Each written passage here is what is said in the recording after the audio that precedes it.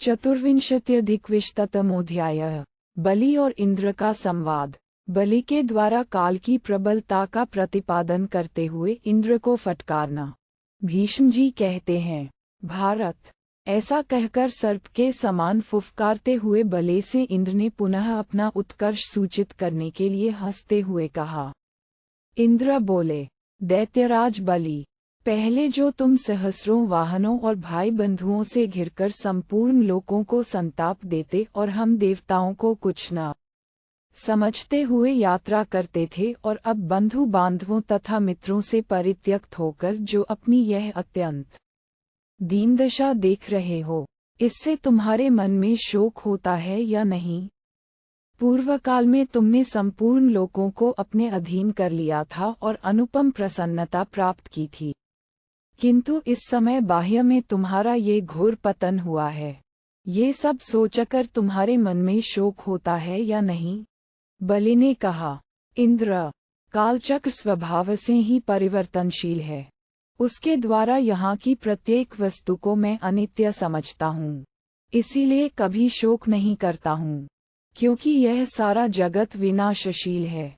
देवेश्वर, प्राणियों के ये सारे शरीर अंतवान हैं, इसलिए मैं कभी शोक नहीं करता हूँ। ये गर्दभ का शरीर भी मुझे किसी अपराध से नहीं प्राप्त हुआ है, मैंने इसे स्वेच्छा से ग्रहण किया है। जीवन और शरीर दोनों जन्म के साथ ही उत्पन्न होते हैं, साथ ही बढ़ते हैं और साथ ही नष्ट हो जाते हैं। मैं इस गर्दभ शरीर को पाकर भी विवश नहीं हुआ हूँ। जब मैं इस प्रकार देह की अनित्यता और आत्मा की असंगता को जानता हूँ, तब ये जानते हुए मुझे क्या व्यथा हो सकती है? वज्रधारी इंद्र, जैसे जल के प्रवाहों का अंतिम आश्रय समुद्र है, उसी प्रकार शरीरधारियों की अंतिम गति मृत्यु है। जो पुरुष इस बात को अच्छी तरह जानते हैं, वे कभी मोह में नहीं पड़ते हैं। जो लोग रजोगुण, काम, क्रोध और मोह के वशीभूत हो इस बात को भली भांति नहीं जानते हैं, तथा जिनकी बुद्धि नष्ट हो जाती है, वे संकट में पड़ने पर बहुत दुखी होते हैं। जिसे बुद्धि प्राप्त होती है, वह पुरुष उस बुद्धि के द्वारा सारे पापों को नष्ट कर देता है। पापहीन होने पर उसे सत्वगुण की प्राप्ति होती है, और सत्वगुण में स्थित होकर वह सात्विक प्रसन्नता प्राप्त कर लेता है। जो मंदबुद्धि मानव सत्वगुण से भ्रष्ट हो जाते हैं, वे बारंबार इस संसार में जन्म लेते हैं तथा रजोगुण जनित काम, क्रोध आदि दोषों से प्रेरित होकर सदा संतप्त होते रहते हैं। मैं न तो अर्थ सिद्धि, जीवन और सुखमय फल की कामना करता हूँ, और न अनर्थ, मृत्यु एवं दुखमय फल से द्वेष ही रखता हूँ। जो मनुष्य किसी की हत्या करता है, वह वास्तव में स्वयं मरा हुआ होते हुए मरे हुए को ही मारता है। जो मारता है और जो मारा जाता है, वे दोनों ही आत्मा को नहीं जानते हैं, क्योंकि आत्मा हन्नग्रिया का न तो कर्म है, न कर्ता। मघवन, जो कोई किसी को मारकर या जीतकर अपने पौरुष पर गर्व करता है, वह वास्तव में उस पुरुषार्थ का कर्ता ही नहीं है, क्योंकि जो का कर्ता, जो परमात्मा है, वही उस कर्म का भी करता है। संपूर्ण का संहार और सृष्टि, इन दोनों कार्यों को कौन करता है? वह सब प्राणियों के कर्मों द्वारा ही किया गया है, और उसका भी प्रयोजक कोई और ईश्वर ही है। पृथ्वी, जल, अग्नि, वायु और आकाश, ये ही संपूर्ण प्राणियों के शरीरों के कारण हैं। अतः उनके लिए शोक और विलाप की क्या आवश्यकता है? कोई बड़ा भारी विद्वान हो या अल्पविद्या से युक्त, बलवान हो या दुर्बल, सुंदर हो या कुरूप, सौभाग्यशाली हो या दुर्भाग्ययुक्त, गंभीर काल सबको अपने तेज से ग्रहण कर लेता है। अतः उन सब के काल के अधीन हो जाने पर की क्षणभंगुरता को जानने वाले मुझ बलि को क्या व्यथा हो सकती है? जो काल के द्वारा दग्ध हो चुका है, उसी को पीछे से आग जलाती है। जिसे काल ने पहले से ही मार डाला है, वही किसी दूसरे के द्वारा मारा जाता है। जो पहले से ही नष्ट हो चुकी है, वही वस्तु किसी के द्वारा नष्ट की जाती है, तथा जिसका मिलना पहले से ही निश्चित है, उसी को मनुष्य हस्तगत करता है। मैं बहुत सोचने पर भी दिव्य विधाता काल का अंत नहीं देख पाता हूँ।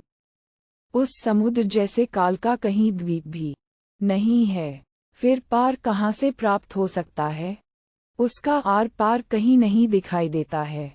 शचीपते, यदि काल मेरे देखते देखते समस्त प्राणियों का विनाश नहीं करता तो मुझे हर्ष होता, अपनी शक्ति पर गर्व होता और उस क्रूर काल पर मुझे क्रोध भी होता। इस एकांत गृह में गर्दभ का रूप धारण किए मुझे भूसी खाता जानकर तुम यहाँ आए हो और मेरी निंदा करते हो। मैं चाहूँ तो अपने बहुत से ऐसे भयानक रूप प्रकट कर सकता हूँ, जिन्हें देखकर तुम ही मेरे निकट से भाग खड़े होगे। इंद्र, काल ही सबको ग्रहण करता है, काल ही सब कुछ देता है तथा काल ने ही सब कुछ किया है। अतः अपने पुरुषार्थ का गर्व न करो। पूर्व काल में मेरे कुपित होने पर सारा जगत व्यथित हो उठता था। इस लोकों की कभी वृद्धि होती है और कभी ह्रास, यह इसका सनातन स्वभाव है। शक्र, इस बात को मैं अच्छी तरह जानता हूँ। तुम भी को इसी दृष्टि से देखो, अपने मन में विस्मित न हो। प्रभुता और प्रभाव अपने अधीन नहीं है। तुम्हारा चित्त अभी बालक के समान है, वह जैसा पहले था वैसा ही आज भी है। मघवन, इस बात की ओर दृष्टिपात करो और नैष्ठिक बुद्धि प्राप्त करो। वास्व, एक दिन देवता, मनुष्य, पितर, गंधर्व, नाग और राक्षस, ये सभी मेरे अधीन थे। वह सब कुछ तुम जानते हो। मेरे शत्रु अपने बुद्धिगत द्वेष से मोहित होकर मेरी शरण ग्रहण करते हुए ऐसा कहा करते थे कि विरोचन कुमार, बलि जिस दिशा में हो उस दिशा को भी हमारा नमस्कार है। शचीपते, मुझे अपने इस पतन के लिए तनिक भी शोक नहीं होता है। मेरी बुद्धि का ऐसा निश्चय है कि मैं सदा सबके शासक ईश्वर के वश में हूँ। एक उच्च कुल में उत्पन्न हुआ दर्शनीय एवं प्रतापी पुरुष अपने मंत्रियों के साथ दुखपूर्वक जीवन बिताता देखा जाता है, उसका वैसा ही भवितव्य था। इंद्र, एक नीच कुल में उत्पन्न हुआ मूढ़ मनुष्य जिसका जन्म दुराचार से हुआ है, अपने मंत्रियों सहित सुखी जीवन बिताता देखा जाता है। उसकी भी वैसी ही होनहार समझनी चाहिए। शक्र, एक कल्याणमय आचार विचार रखने वाली सुरूपवती युवती विधवा हुई देखी जाती है और दूसरी कुलक्षणा और कुरूपा स्त्री सौभाग्यवती दिखाई देती है। वज्रधारी इंद्र, आज तो तुम इस तरह समृद्धिशाली हो गए हो और हम लोग जो ऐसी अवस्था में पहुंच गए हैं, यह न तो हमारा किया हुआ है और न तुमने ही कुछ किया है। शतक्रतो, इस समय मैं इस परिस्थिति में हूँ और जो कर्म मेरे इस शरीर से हो रहा है, ये सब मेरा किया हुआ नहीं है। समृद्धि और निर्धनता प्रारब्ध के अनुसार बारी बारी से सब पर आती है। मैं देखता हूँ, इस समय तुम देवराज के पद पर प्रतिष्ठित हो, अपने कांतिमान और तेजस्वी स्वरूप से विराज रहे हो और मेरे ऊपर बारंबार गर्जना करते हो। परंतु यदि इस तरह काल मुझ पर आक्रमण करके मेरे सिर पर सवार न होता तो मैं आज वज्र लिए होने पर भी तुम्हें केवल मुक्के से मारकर धरती पर गिरा देता। किंतु यह मेरे लिए पराक्रम प्रकट करने का समय नहीं है, अपितु शांत रहने का समय आया है। काल ही सबको विभिन्न अवस्थाओं में स्थापित करके सबका पालन करता है और काल ही सबको पकाता क्षीण करता है। एक दिन मैं दानवेश्वरों द्वारा पूजित था और मैं भी गर्जता तथा अपना प्रताप सर्वत्र फैलाता था। जब मुझ पर भी काल का आक्रमण हुआ है, तब दूसरे किस पर वह आक्रमण नहीं करेगा? देवराज, तुम लोग जो 12 महात्मा आदित्य कहलाते हो, तुम सब लोगों के तेज मैंने अकेले धारण कर रखे थे। वास्व, मैं ही सूर्य बनकर अपनी किरणों द्वारा पृथ्वी का जल ऊपर उठाता और मेघ बनकर वर्षा करता था।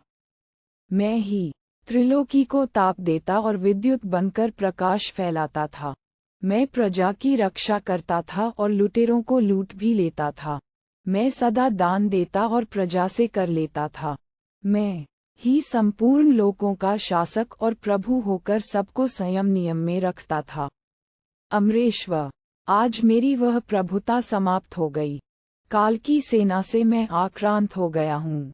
अतः मेरा वह सब ऐश्वर्य अब प्रकाशित नहीं हो रहा है। शचीपति इंद्र, न मैं करता हूँ, न तुम करता हो और न कोई दूसरा ही करता है। काल बारी बारी से अपनी इच्छा के अनुसार संपूर्ण लोकों का उपभोग करता है। वेदव्यता पुरुष कहते हैं कि मास और पक्ष काल के आवास, शरीर हैं, दिन और रात उसके आवरण, वस्त्र हैं, ऋतुएं द्वार, मन इंद्रिय है और वर्ष मुख है। वह काल आयुवरूप है।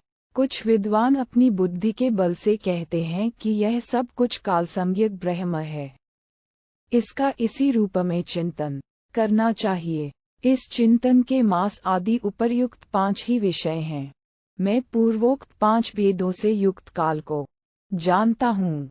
वह कालरूप ब्रह्म अनंत जल से भरे हुए महासागर के समान गंभीर एवं गहन है।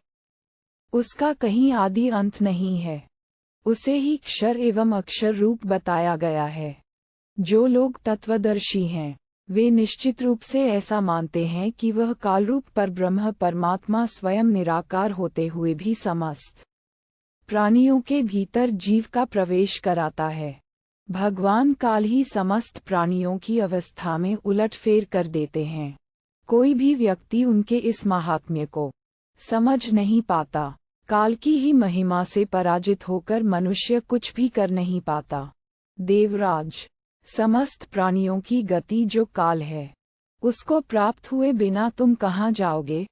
मनुष्य भागकर भी उसे छोड़ नहीं सकता, उससे दूर नहीं जा सकता और न खड़ा होकर ही उसके चंगुल से छूट सकता है। श्रवण आदि समस्त इंद्रियां, मास पक्ष आदि 5 भेदों से युक्त उस काल का अनुभव नहीं कर पाती। कुछ लोग इन काल देवता को अग्नि कहते हैं और कुछ प्रजापति। दूसरे लोग उस काल को ऋतु, मास, पक्ष, दिन, क्षण, पूर्वाहन, अपराहन और मध्याहन कहते हैं। उसी को विद्वान पुरुष मुहूर्त भी कहते हैं। वह एक होकर भी अनेक प्रकार का बताया जाता है। इंद्र, तुम उस काल को इस प्रकार जानो, ये सारा जगत उसी के अधीन है। शचीपति इंद्र, जैसे तुम हो, वैसे ही बल और पराक्रम से संपन्न अनेक सहस्र इंद्र समाप्त हो चुके हैं। शक्र, तुम अपने को अत्यंत शक्तिशाली और उत्कट बल से युक्त देवराज समझते हो, परंतु समय आने पर महापराक्रमी काल तुम्हें भी शांत कर देगा। इंद्र, वह काल ही संपूर्ण को अपने वश में कर लेता है, अतः तुम भी स्थिर रहो। मैं, तुम तथा हमारे पूर्वज भी काल की आज्ञा का उल्लंघन नहीं कर सकते। तुम जिस इस परम उत्तम राजलक्ष्मी को पाकर यह जानते हो कि यह मेरे पास स्थिर भाव से रहेगी, तुम्हारी यह धारणा मिथ्या है, क्योंकि यह कहीं एक जगह बंध कर नहीं रहती है। इंद्र, ये लक्ष्मी तुमसे भी श्रेष्ठ सहस्रों पुरुषों के पास रह चुकी है। देवेश्वर, इस समय ये चंचला मुझे भी छोड़कर तुम्हारे पास गई है। शक्र, अब फिर तुम ऐसा बर्ताव न करना। अब तुमको शांति धारण कर लेनी चाहिए। तुम्हें भी मेरी जैसी स्थिति में जानकर ये लक्ष्मी शीघ्र किसी दूसरे के पास चली जाएगी। इस प्रकार श्री महाभारत शांति पर्व के अंतर्गत मौषधर्म पर्व में बलि और इंद्र का संवाद विषयक 224वां अध्याय पूरा हुआ। 25th-अधिकविंशतमोऽध्याय। इंद्र और लक्ष्मी का संवाद। बलि को त्याग कर आई हुई लक्ष्मी की इंद्र के द्वारा प्रतिष्ठा। भीष्म जी कहते हैं, राजन, तदनंतर इंद्र ने देखा कि महात्मा बलि के शरीर से परम सुंदरी तथा कांतिमती लक्ष्मी मूर्तिमती होकर निकल रही हैं। पाक्षासन भगवान इंद्र प्रभा से प्रकाशित होने वाली उस लक्ष्मी को देखकर आश्चर्यचकित हो उठे। उनके नेत्र विस्मय से खिल उठे। उन्होंने बले से पूछा। इंद्र बोले, बले, यह वेणी धारण करने वाली कांतिमयी कौन सुंदरी तुम्हारे शरीर से निकलकर खड़ी है? इसकी भुजाओं में बाजूबंद शोभा पा रहे हैं और यह अपने तेज से उद्भासित हो रही है। बलि ने कहा, इंद्र, मेरी समझ में न तो यह असुरकुल की स्त्री है न देव जाति की है और न मानवी ही है। तुम जानना चाहते हो तो इसी से पूछो अथवा न पूछो, जैसी तुम्हारी इच्छा हो वैसा करो। तब इंद्र ने पूछा, पवित्र मुस्कान वाली सुंदरी, बलि के शरीर से निकलकर खड़ी हुई तुम कौन हो? तुम्हारी चमक दमक भुत है, तुम्हारी वेणी भी अत्यंत सुंदर है। मैं तुम्हें जानता नहीं हूँ, इसलिए पूछता हूँ, तुम मुझे अपना नाम बताओ। सुभ्रू, दैत्यराजा को त्याग कर अपने तेज से मुझे प्रकाशित करती हुई इस प्रकार तुम कौन खड़ी हो?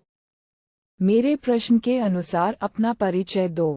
लक्ष्मी बोली, मुझे न तो विरोचन जानता है और न उसका पुत्र यह बलि। लोग मुझे दुसा कहते हैं और कुछ लोग मुझे विदित्सा के नाम से भी जानते हैं। वास्व, जानकार मनुष्य मुझे भूति, लक्ष्मी और श्री भी कहते हैं। शक्र, तुम मुझे नहीं जानते तथा संपूर्ण देवताओं को भी मेरे विषय में कुछ भी ज्ञान नहीं है। इंद्र ने पूछा, दुस्हे, तुमने चिरकाल तक राजा बलि के शरीर में निवास किया है। अब क्या तुम मेरे लिए अथवा बलि के ही हित के लिए इनका त्याग कर रही हो? लक्ष्मी ने कहा, इंद्र, धाता या विधाता किसी प्रकार भी मुझे किसी कार्य में नियुक्त नहीं कर सकते हैं, किंतु काल का ही आदेश मुझे मानना पड़ता है। वही काल इस समय बलि का परित्याग करने के लिए मुझे प्रेरित करने के निमित्त उपस्थित हुआ है। इंद्र, तुम उस काल की अवहेलना न करना। इंद्र ने पूछा, वेणी धारण करने वाली लक्ष्मी, तुमने बलि का कैसे और किस लिए त्याग किया है? शुचिस्मिते, तुम मेरा त्याग किस प्रकार नहीं करोगी, यह मुझे बताओ। लक्ष्मी ने कहा, मैं सत्य, दान, व्रत, तपस्या, पराक्रम और धर्म में निवास करती हूँ। राजा बलि इन सब से विमुख हो चुके हैं। ये पहले ब्राह्मणों के हितैषी, सत्यवादी और जितेंद्रिय थे, किंतु आगे चलकर ब्राह्मणों के प्रति इनकी दोष दृष्टि हो गई तथा इन्होंने झूठे हाथ से घी छू दिया था। पहले ये सदा यज्ञ किया करते थे, किंतु आगे चलकर काल से पीड़ित एवं मोहित चित होकर इन्होंने सब लोगों को स्वयं ही स्पष्ट रूप से आदेश दिया कि तुम सब लोग मेरा ही यजन करो। वास्व, इस प्रकार इनके द्वारा तिरस्कृत होकर अब मैं तुम में ही निवास करूंगी।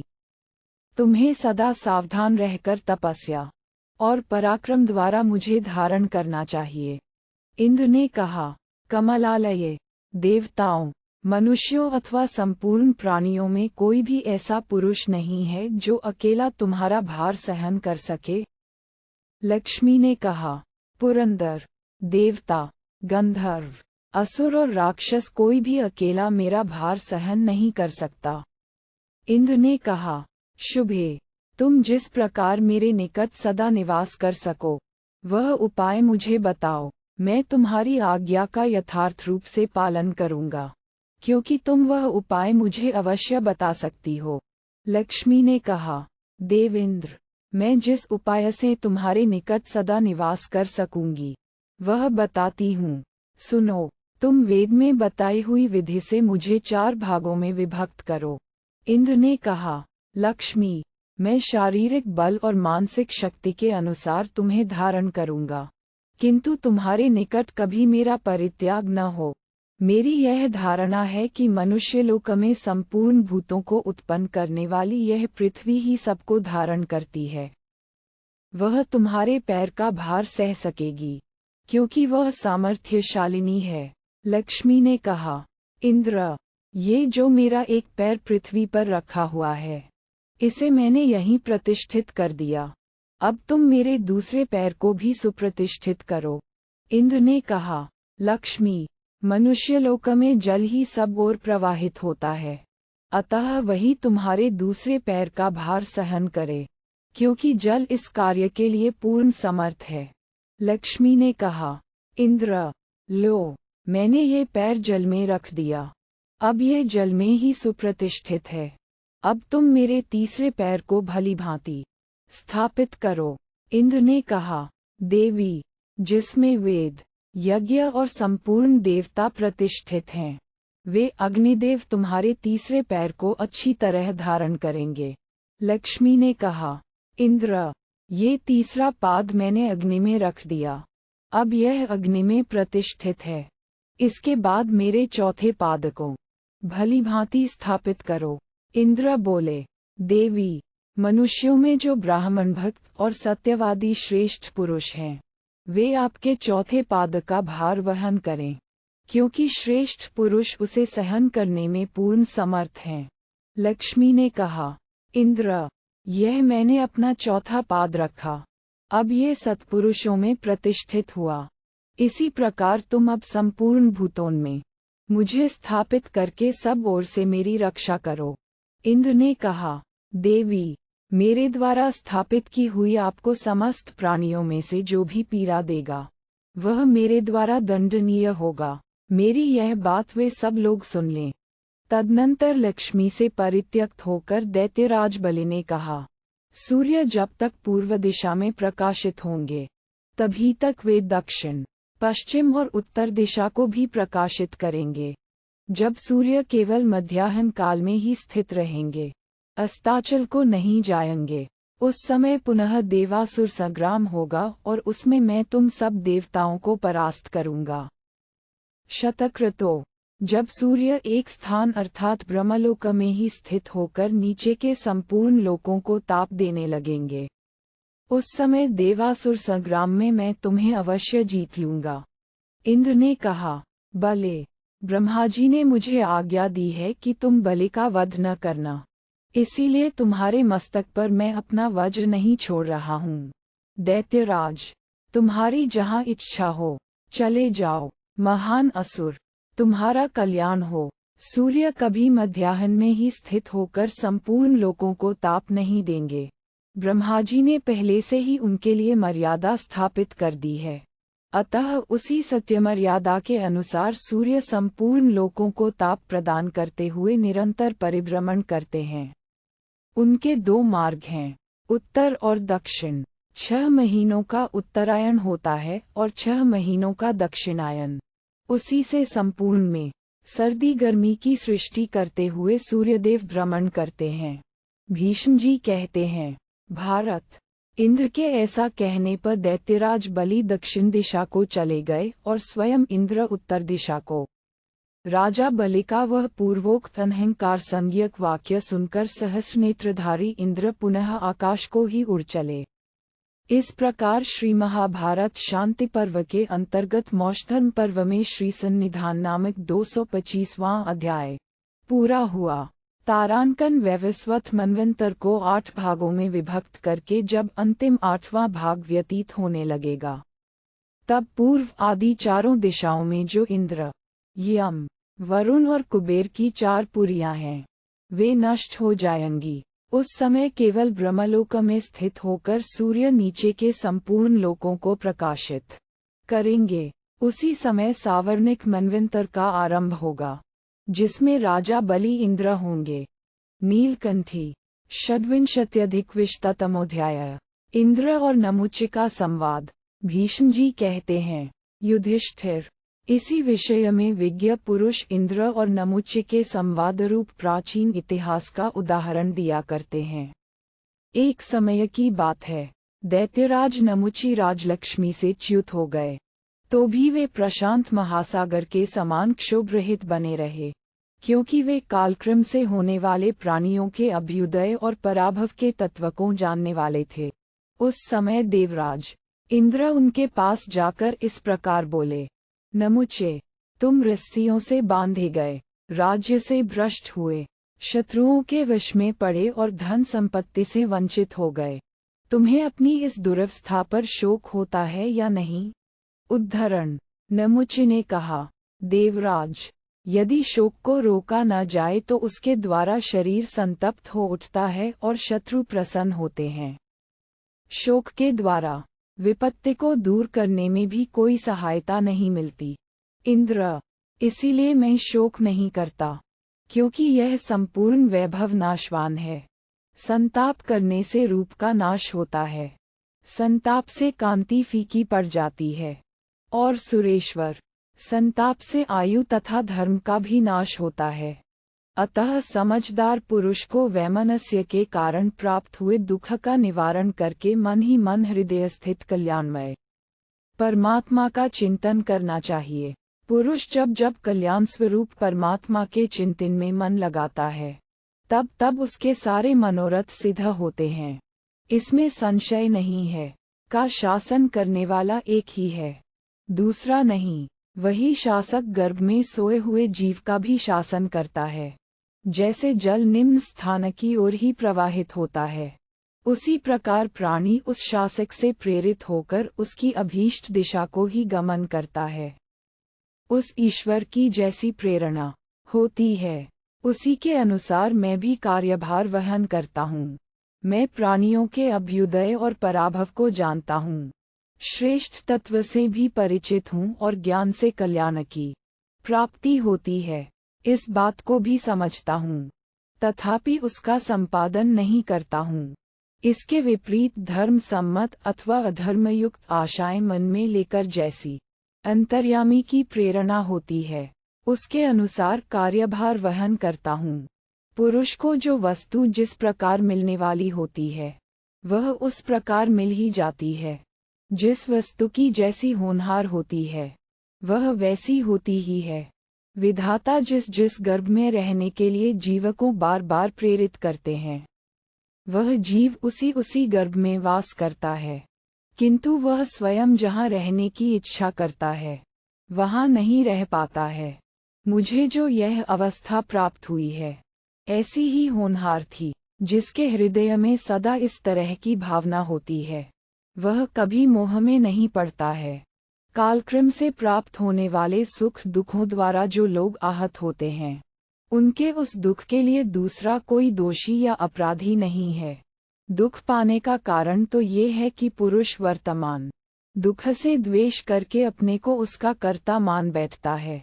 ऋषि, देवता, बड़े बड़े असुर, तीनों वेदों के ज्ञान में बड़े हुए विद्वान पुरुष तथा वनवासी मुनि, इनमें से किनके ऊपर संसार में आपत्तियां नहीं आती हैं, परंतु जिन्हें सत का विवेक है, वे मोह या भ्रम में नहीं पड़ते हैं।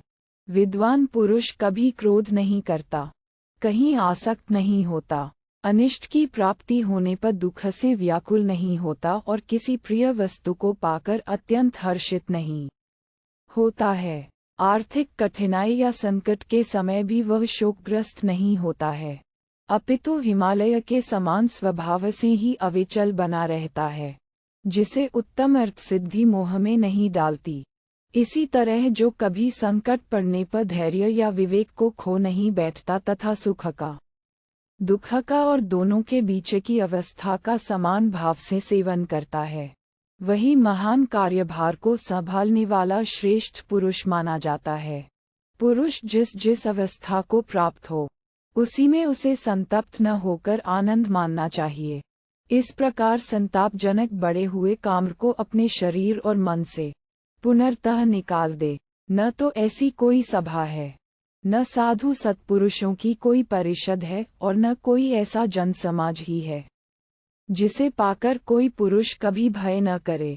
जो बुद्धिमान धर्म तत्व में अवगाहन करके उसी को अपनाता है, वही धुरंधर माना गया है। विद्वान पुरुष के सारे कार्य साधारण लोगों के लिए दुर्बोध होते हैं।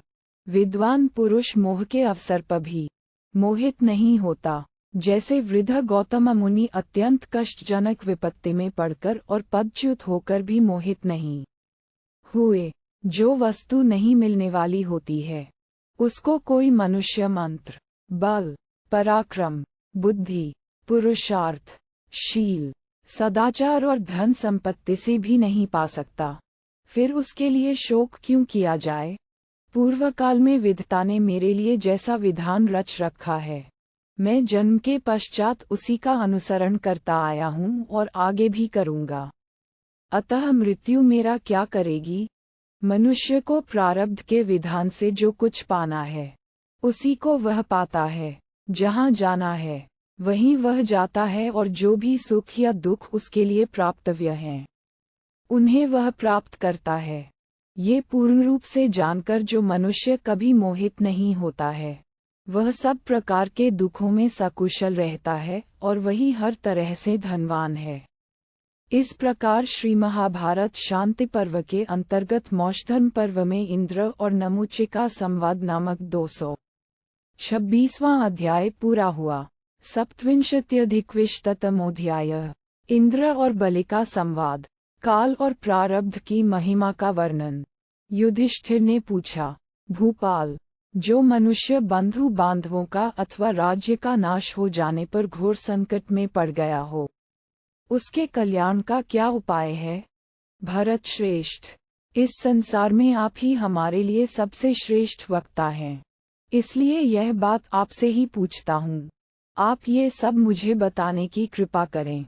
भीष्म जी ने कहा, राजा युधिष्ठिर, जिसके स्त्री पुत्र मर गए हों, सुख छिन गया हो अथवा धन नष्ट हो गया हो और इन कारणों से जो कठिन विपत्ति में फंस गया हो, उसका तो धैर्य धारण करने में ही कल्याण है।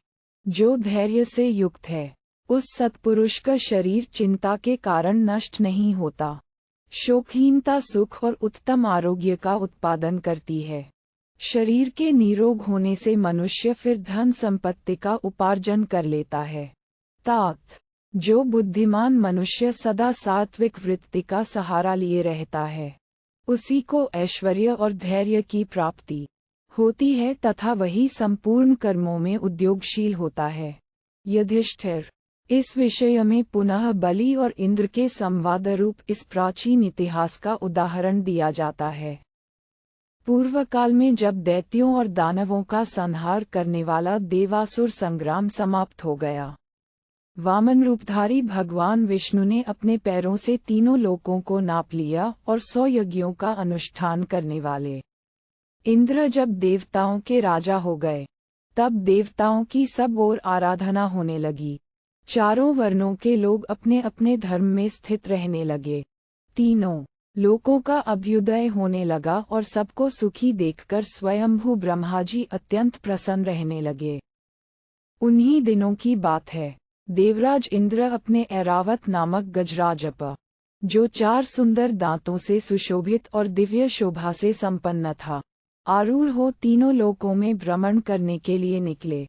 उस समय त्रिलोकीनाथ इंद्र, रुद्र, वसु, आदित्य, अश्विनी कुमार, ऋषिगण, गंधर्व, नाग, सिद्ध तथा विद्याधरों आदि से घिरे हुए थे। घूमते घूमते वे किसी समय समुद्र तट पर जा पहुँचे। वहाँ किसी पर्वत की गुफा में उन्हें विरोचन कुमार बलि दिखाई दिए। उन्हें देखते ही इंद्र हाथ में वज्र लिए उनके पास जा पहुँचे। देवताओं से घिरे हुए देवराज इंद्र को ऐरावत की पीठ पर बैठे देख दैत्यराज बलि के मन में तनिक भी शोक या व्यथा नहीं हुई। उन्हें निर्भय और निर्विकार होकर खड़ा देख श्रेष्ठ गजराज पर चढ़े हुए शतक्रतु इंद्र ने उनसे इस प्रकार कहा, दैत्य, तुम्हें अपने शत्रु की समृद्धि देखकर व्यथा क्यों नहीं होती? क्या शौर्य से अथवा बड़े बूढ़ों की सेवा करने से या तपस्या से अंतःकरण शुद्ध हो जाने के कारण तुम्हें शोक नहीं होता है? साधारण पुरुष के लिए तो ये धैर्य सर्वथा परम दुष्कर है। विरोचन कुमार, तुम शत्रुओं के विष में पड़े और उत्तम स्थान, राज्य से भ्रष्ट हुए। इस प्रकार शोचनीय दशा में पड़कर भी तुम किस बल का सहारा लेकर शोक नहीं करते हो? तुमने अपने जाति भाइयों में सबसे श्रेष्ठ स्थान प्राप्त किया था और परम उत्तम महान भोगों पर अधिकार जमा रखा था, किंतु इस समय तुम्हारे रत्न और राज्य का अपहरण हो गया है। तो भी बताओ, तुम्हें शोक क्यों नहीं होता है?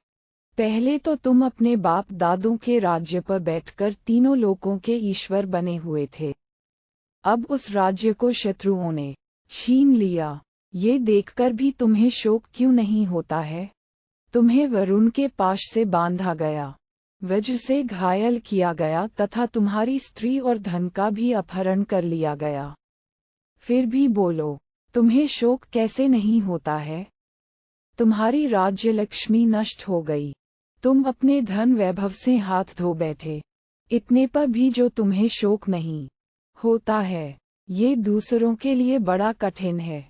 तीनों लोकों का राज्य नष्ट हो जाने पर भी तुम्हारे सिवा दूसरा कौन जीवित रहने के लिए उत्साह दिखा सकता है? ये तथा और भी बहुत सी कठोर बातें सुनाकर इंद्र ने बलि का तिरस्कार किया। विरोचन कुमार बलि ने वे सारी बातें बड़े आनंद से सुन लीं और मन में तनिक भी घबराहट न लाकर उन्हें इस प्रकार उत्तर दिया। बलि ने कहा, इंद्र, जब मैं शत्रुओं अथवा काल के द्वारा भलीभांति बंदी बना लिया गया हूँ, तब मेरे सामने इस प्रकार बढ़-बढ़कर बातें बनाने से तुम्हें क्या लाभ होगा? पुरंदर, मैं देखता हूँ, आज तुम वज्र उठाए मेरे सामने खड़े हो, किंतु पहले तुम में ऐसा करने की शक्ति नहीं थी, अब किसी तरह शक्ति आ गई है। तुम्हारे सिवा दूसरा कौन ऐसा अत्यंत क्रूर वचन कह सकता है, जो शक्तिशाली होकर भी अपने विष में पड़े हुए अथवा हाथ में आए हुए वीर शत्रु पर दया करता है? उसे अच्छे लोग उत्तम पुरुष मानते हैं। जब दो व्यक्तियों में विवाद एवं युद्ध छिड़ जाता है, तब किसकी जीत होगी, इसका कोई निश्चय नहीं रहता है। उनमें से एक पक्ष विजयी होता है और दूसरे को पराजय प्राप्त होती है। इसलिए देवराज, तुम्हारा स्वभाव ऐसा न हो। तुम ऐसा न समझ लो कि मैंने अपने बल और पराक्रम से ही समस्त प्राणियों के स्वामी मुझ बलि पर विजय पाई है।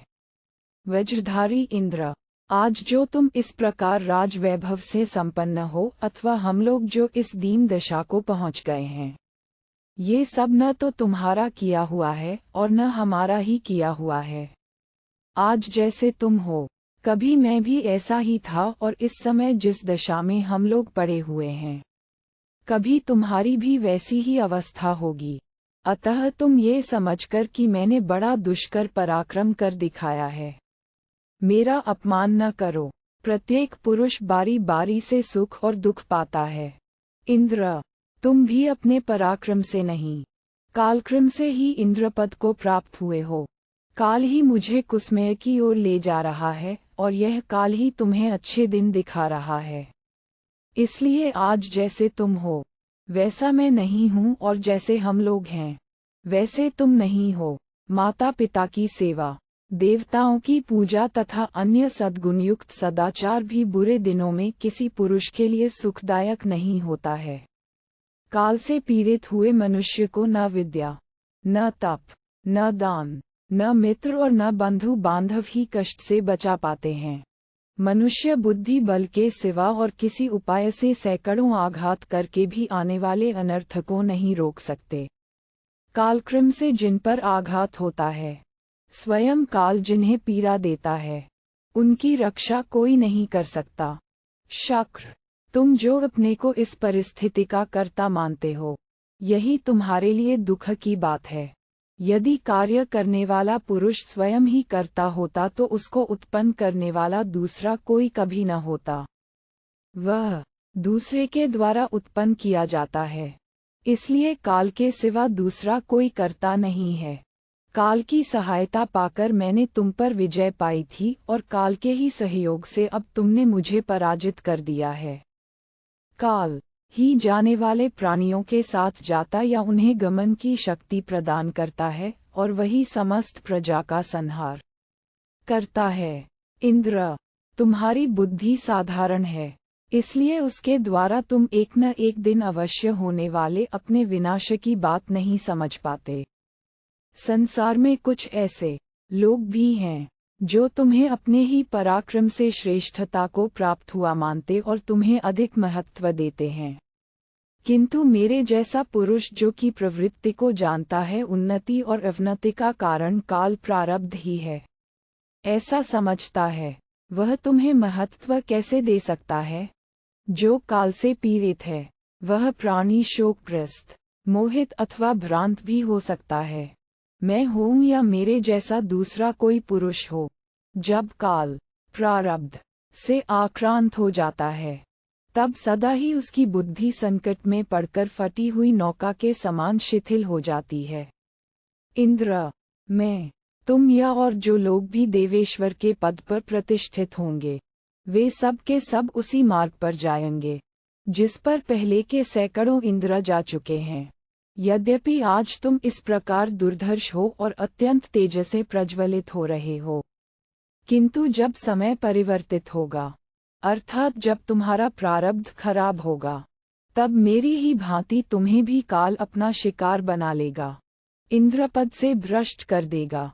युग युग में, प्रत्येक मनवंतर में, इंद्रों का परिवर्तन होने के कारण अब तक देवताओं के अनेक सहस्र इंद्र काल के गाल में चले गए हैं। अतः काल का उल्लंघन करना किसी के लिए अत्यंत कठिन है। तुम इस शरीर को पाकर समस्त प्राणियों को जन्म देने वाले सनातन देव भगवान ब्रह्मा जी की भांति अपने को बहुत बड़ा मानते हो, किंतु तुम्हारा यह इंद्रपद आज तक किसी के लिए भी अविचल या अनंत काल तक रहने वाला नहीं सिद्ध हुआ। इस पर कितने ही आए और चले गए, केवल तुम ही अपनी मूल बुद्धि के कारण इसे अपना मानते हो। देवेश्वर, नाशवान होने के कारण जो विश्वास के योग्य नहीं है, उस राज्य पर तुम विश्वास करते हो, और जो अस्थिर है उसे स्थिर मानते हो। किंतु इसमें कोई आश्चर्य की बात नहीं है, क्योंकि काल ने जिसके हृदय पर अधिकार कर लिया हो, वह सदा ऐसी ही विपरीत भावना से भावित होता है। तुम मोहवश जिस राजलक्ष्मी को यह मेरी है ऐसा समझकर पाना चाहते हो, वह न तुम्हारी है, न हमारी है, और न दूसरों की ही है। वह किसी के पास भी सदा स्थिर नहीं रहती। वास्तव ये चंचला राजलक्ष्मी दूसरे बहुत से राजाओं को लांघकर इस समय तुम्हारे पास आई है, और कुछ काल तक तुम्हारे यहाँ ठहरकर फिर उसी तरह दूसरे के पास चली जाएगी, जैसे गौ जल पीने के स्थान का परित्याग करके चली जाती है।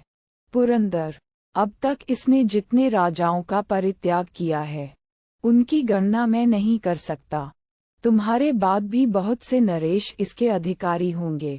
जिन लोगों ने पहले वृक्ष, औषधि, रत्न, जीव जंतु, वन और खानों सहित इस सारी पृथ्वी का उपभोग किया है, उन सबको मैं इस समय नहीं देखता हूँ।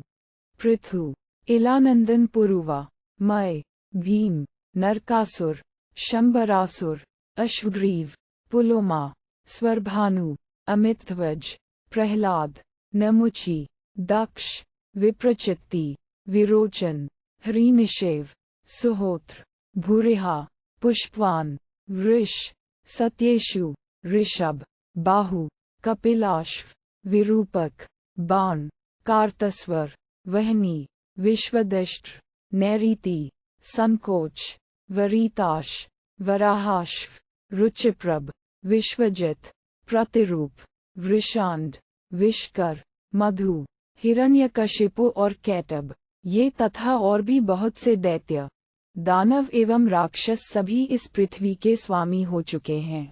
पहले के और बहुत पहले के ये पूर्वोक्त तथा अन्य अनेक दैत्यराज, दानवराज एवं दूसरे दूसरे नरेश जिनका नाम हम लोग सुनते आ रहे हैं, काल से पीड़ित हो सभी इस पृथ्वी को छोड़कर चले गए, क्योंकि काल ही सबसे बड़ा बलवान है। केवल तुमने ही 100 यज्ञों का अनुष्ठान किया हो, ये बात नहीं है। उन सभी राजाओं ने 100 यज्ञ किए थे। सभी धर्मपरायण थे और सभी निरंतर यज्ञ में संलग्न रहते थे। वे सभी आकाश में विचरने की शक्ति रखते थे और युद्ध में शत्रु के सामने डटकर लोहा लेने वाले थे। वे सब के सब सुदृढ़ शरीर से सुशोभित होते थे। उन सब की भुजाएं परिग, लोहदंड के समान मोटी और मजबूत थीं। वे सभी सैकड़ों माया जानते और इच्छानुसार रूप धारण करते थे। वे सब लोग सम्रांगण में पहुंचकर कभी पराजित होते नहीं सुने गए थे। सभी सत्यव्रत का पालन करने में तत्पर और इच्छानुसार विहार करने वाले थे। सभी वेदोक्त व्रत को धारण करने वाले और बहुश्रुत विद्वान थे। सभी लोकेश्वर थे और सबने मनोवांछित ऐश्वर्य प्राप्त किया था। उन महामना नरेशों को पहले कभी भी ऐश्वर्य का मद नहीं हुआ था। वे सब के सब यथायोग्य दान करने वाले और ईर्ष्या द्वेष से रहित थे। वे सभी संपूर्ण प्राणियों के साथ यथायोग्य बर्ताव करते थे। उन सब का जन्म दक्ष कन्याओं के गर्भ से हुआ था और वे सभी महाबलशाली वीर प्रजापति कश्यप की संतान थे। इंद्र, वे सभी नरेश अपने तेज से प्रज्वलित होने वाले और प्रतापी थे, किंतु काल ने उन सबका संहार कर दिया। तुम जब इस पृथ्वी का उपभोग करके पुनः इसे छोड़ोगे, तब अपने शोक को रोकने में समर्थ न हो सकोगे। तुम काम भोग की इच्छा को छोड़ो और राजलक्ष्मी के इस मद को त्याग दो। इस दशा में यदि तुम्हारे राज्य का नाश हो जाए तो तुम उस शोक को सह सकोगे। तुम शोक का अवसर आने पर शोक न करो और हर्ष के समय हर्षित मत हो। भूत और भविष्य की चिंता छोड़कर वर्तमान काल में जो वस्तु उपलब्ध हो उसी से जीवन निर्वाह करो। इंद्र, मैं सदा सावधान रहता था, तथापि कभी आलस्य न करने वाले काल का यदि मुझ पर आक्रमण हो गया तो तुम पर भी शीघ्र ही उस काल का आक्रमण होगा। इस कटु सत्य के लिए मुझे क्षमा करना। देवेंद्र, इस समय भयभीत करते हुए से तुम यहाँ अपने वाग्बाणों से मुझे छेदे डालते हो। मैं अपने को संयम में रखकर शांत बैठा हूँ, इसीलिए अवश्य तुम अपने को बहुत बड़ा समझने लगे हो। देवराज, जिस काल का पहले मुझ पर धावा हुआ है, वही पीछे तुम पर भी चढ़ाई करेगा। मैं पहले काल से पीड़ित हो गया हूँ, इसीलिए तुम सामने खड़े होकर गरज रहे हो। अन्यथा संसार में कौन ऐसा वीर है जो युद्ध में कुपित होने पर मेरे सामने ठहर सके। इंद्र, बलवान काल अदृष्ट ने मुझ पर आक्रमण किया है, इसी से तुम मेरे सम्मुख खड़े हुए हो। देवताओं का वह सहस्रों वर्ष का समय अब पूरा होना ही चाहता है, जब तक कि तुम्हें इंद्र के पद पर रहना है। काल के ही प्रभाव से मुझ महाबली वीर के अब सारे अंग उतने स्वस्थ नहीं रह गए हैं। मैं इंद्रपद से गिरा दिया गया और तुम स्वर्ग में इंद्र बना दिए गए।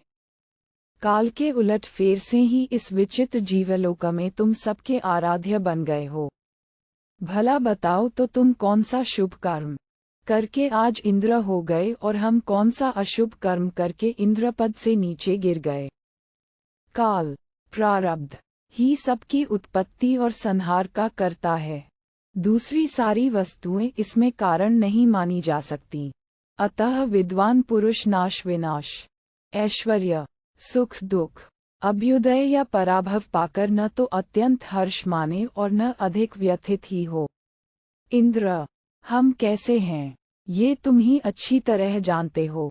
वास्व, मैं तुम्हें भली भांति जानता हूँ, फिर भी तुम लज्जा को तिलांजलि दे क्यों मेरे सामने व्यर्थ आत्मश्लाघा कर रहे हो। वास्तव में काल ही यह सब कुछ करा रहा है। पहले मैं जो पुरुषार्थ प्रकट कर चुका हूँ उसको सबसे अधिक तुम ही जानते हो। कई बार के युद्धों में तुम मेरा पराक्रम देख चुके हो। इस समय एक ही दृष्टांत देना काफी होगा। शचीवल्लभ इंद्र, पहले जब देवासुर संग्राम हुआ था उस समय की बात तुम्हें अच्छी तरह याद होगी। मैंने अकेले ही समस्त आदित्यों, रुद्रों, साध्यों, वसुओं तथा मरुद्गणों को परास्त किया था। मेरे वेग से सब देवता युद्ध का मैदान छोड़कर एक साथ ही भाग खड़े हुए थे। वन एवं वनवासियों सहित कितने ही पर्वत मैंने बारंबार तुम लोगों पर चलाए थे।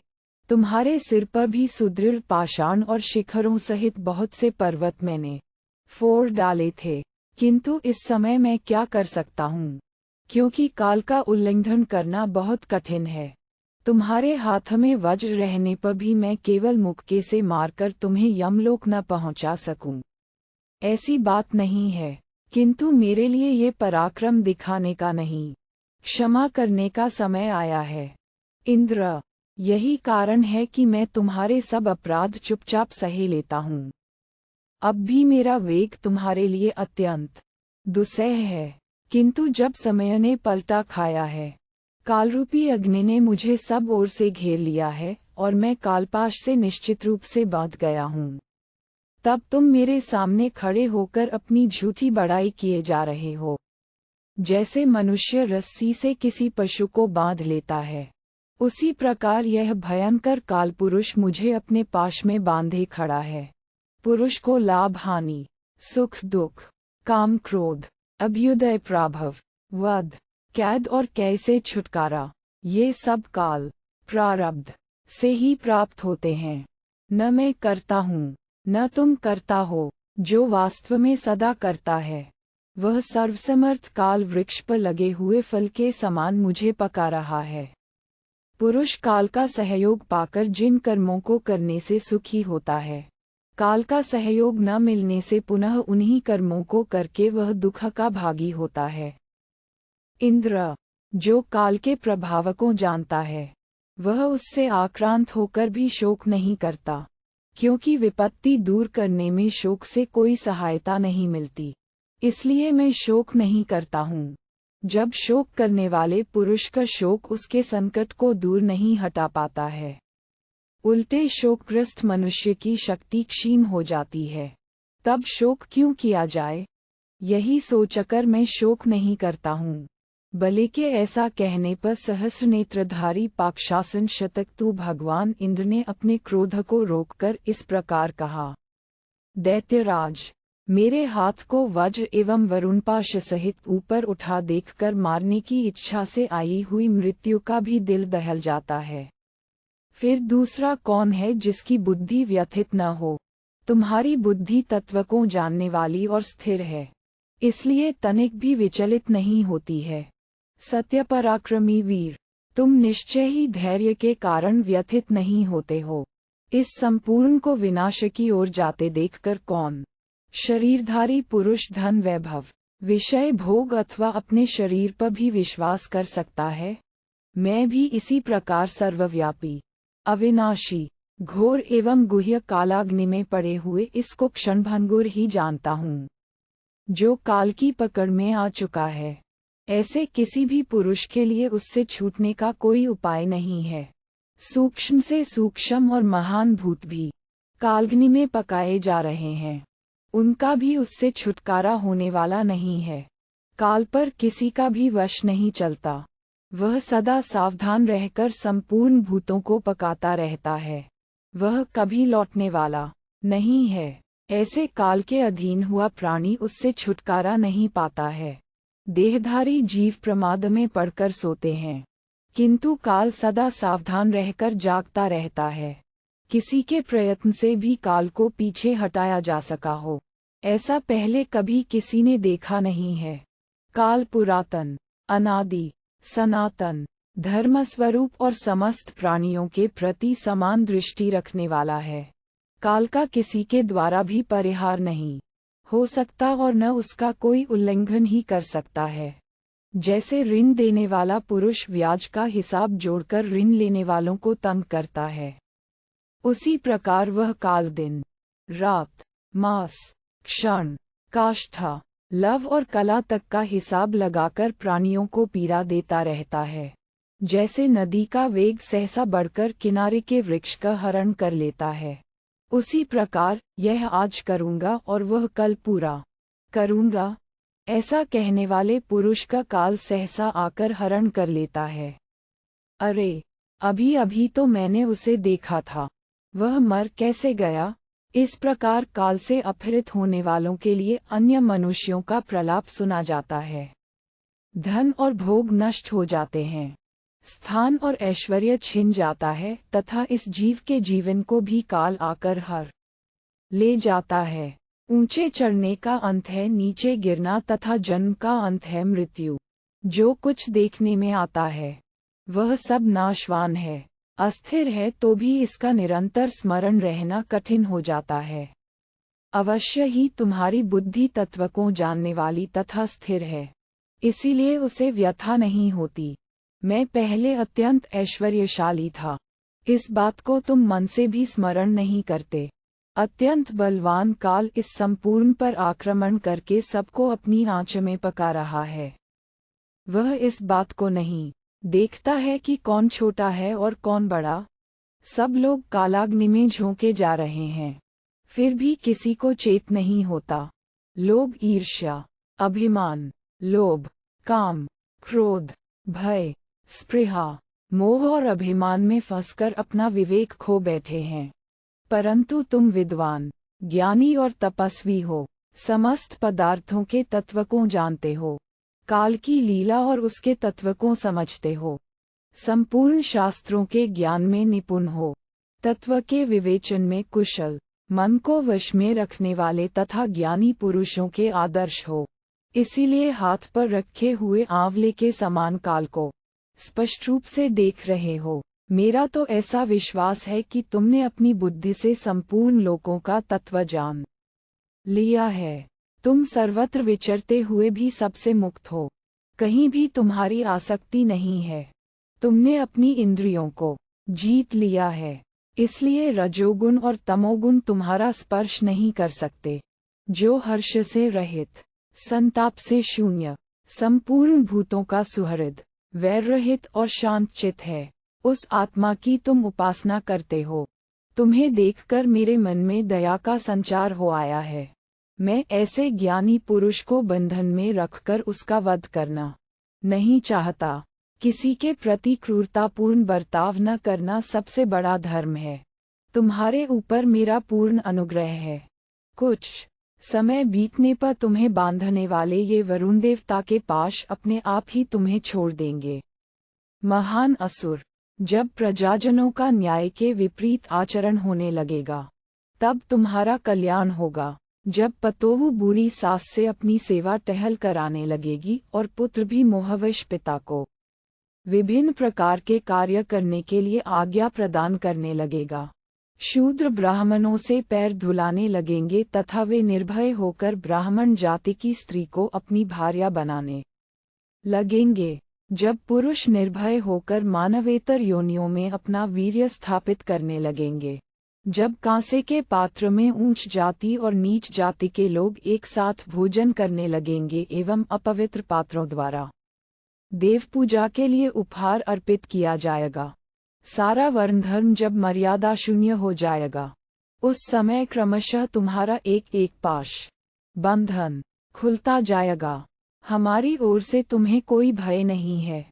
तुम समय की प्रतीक्षा करो और निर्बाध, स्वस्थचित एवं रोगरहित हो सुख से रहो। भले से ऐसा कहकर गजराज की सवारी पर चलने वाले भगवान शतक्रतु इंद्र अपने स्थान को लौट गए। वे समस्त असुरों पर विजय पाकर देवराज के पद पर प्रतिष्ठित हुए थे और एकछत्र सम्राट होकर हर्ष से प्रफुल्लित हो उठे थे। उस समय महर्षियों ने संपूर्ण चराचर के स्वामी इंद्र का भलीभांति स्तवन किया।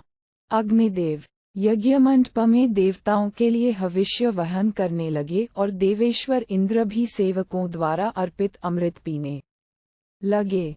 सर्वत्र पहुँचने की शक्ति रखने वाले श्रेष्ठ ब्राह्मणों ने उद्दीप्त, तेजस्वी और क्रोधशून्य हुए देवेश्वर इंद्र की स्तुति की। फिर वे इंद्र शांतचित एवं प्रसन्न हो अपने निवास स्थान स्वर्गलोक में जाकर आनंद का अनुभव करने लगे। इस प्रकार श्री महाभारत शांति पर्व के अंतर्गत मौक्षधर्म पर्व में बलि वाष्प संवाद विषयक 227वां अध्याय पूरा हुआ। अष्टाविंशत्यधिकविंशतितमोऽध्याय। दैत्यों को त्याग कर इंद्र के पास लक्ष्मी देवी का आना तथा किन सद्गुणों के होने पर लक्ष्मी आती हैं और किन दुर्गुणों के होने पर वे त्याग कर चली जाती हैं, इस बात को विस्तार पूर्वक बताना। युधिष्ठिर ने पूछा, राजन पितामह, जिस पुरुष का उत्थान या पतन होने वाला होता है, उसके पूर्व लक्षण कैसे होते हैं, यह मुझे बताइए। भीष्म जी ने कहा, युधिष्ठिर, तुम्हारा कल्याण हो। जिस मनुष्य का उत्थान या पतन होने को होता है, उसका मन ही उसके पूर्व लक्षणों को प्रकट कर देता है। इस विषय में लक्ष्मी के साथ जो इंद्र का संवाद हुआ था, उस प्राचीन इतिहास का उदाहरण यहाँ दिया जाता है।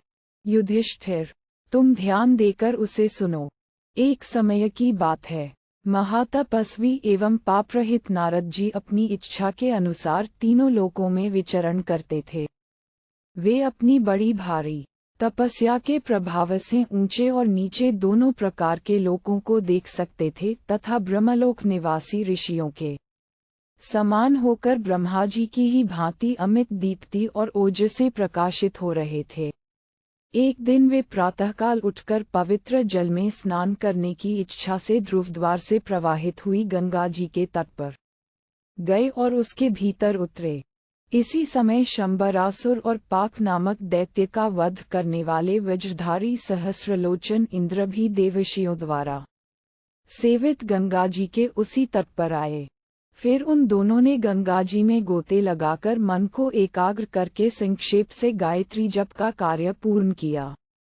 इसके बाद सूक्ष्म सुवर्णमयी बालुका से भरे हुए सुंदर गंगा तट पर आकर वे दोनों बैठ गए और पुण्यात्मा पुरुषों, देवर्षियों तथा महर्षियों के मुख से सुनी हुई कथाएं कहने सुनने लगे। दोनों एकाग्रचित होकर प्राचीन वृत्तांतों की चर्चा कर ही रहे थे कि किरणजल से मंडित भगवान भास्कर का उदय हुआ। सूर्यदेव का संपूर्ण मंडल देख उन दोनों ने खड़े होकर उनका उपस्थान किया।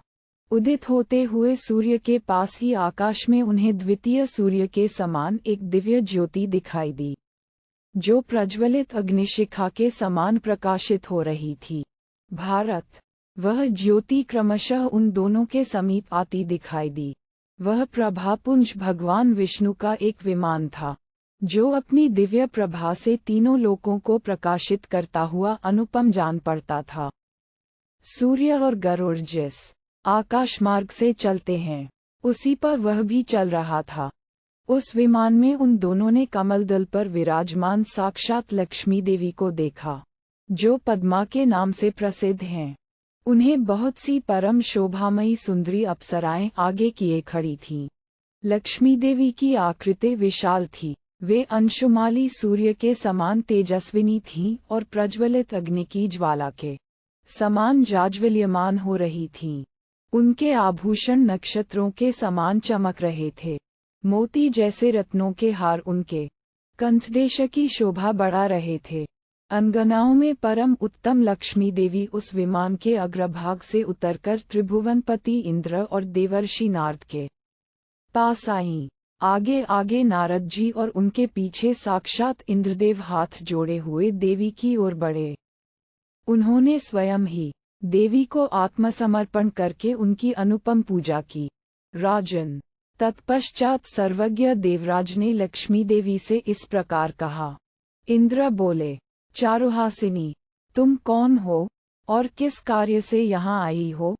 सुंदर भौहों वाली देवी, तुम्हारा शुभागमन कहाँ से हुआ है और शुभे, तुम्हें जाना कहाँ है?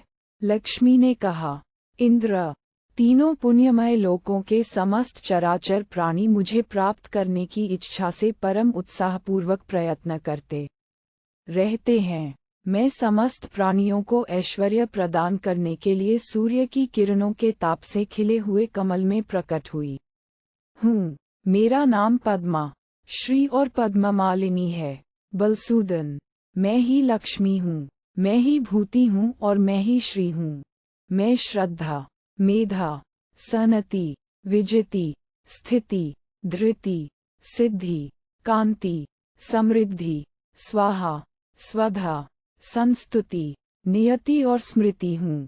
युद्ध में विजय पाने वाले राजाओं की सेनाओं के अग्रभाग में फहराने वाले ध्वजाओं पर और स्वभाव से ही धर्माचरण करने वाले श्रेष्ठ पुरुषों के निवास स्थान में, उनके राज्य और नगरों में भी मैं सदा निवास करती हूँ।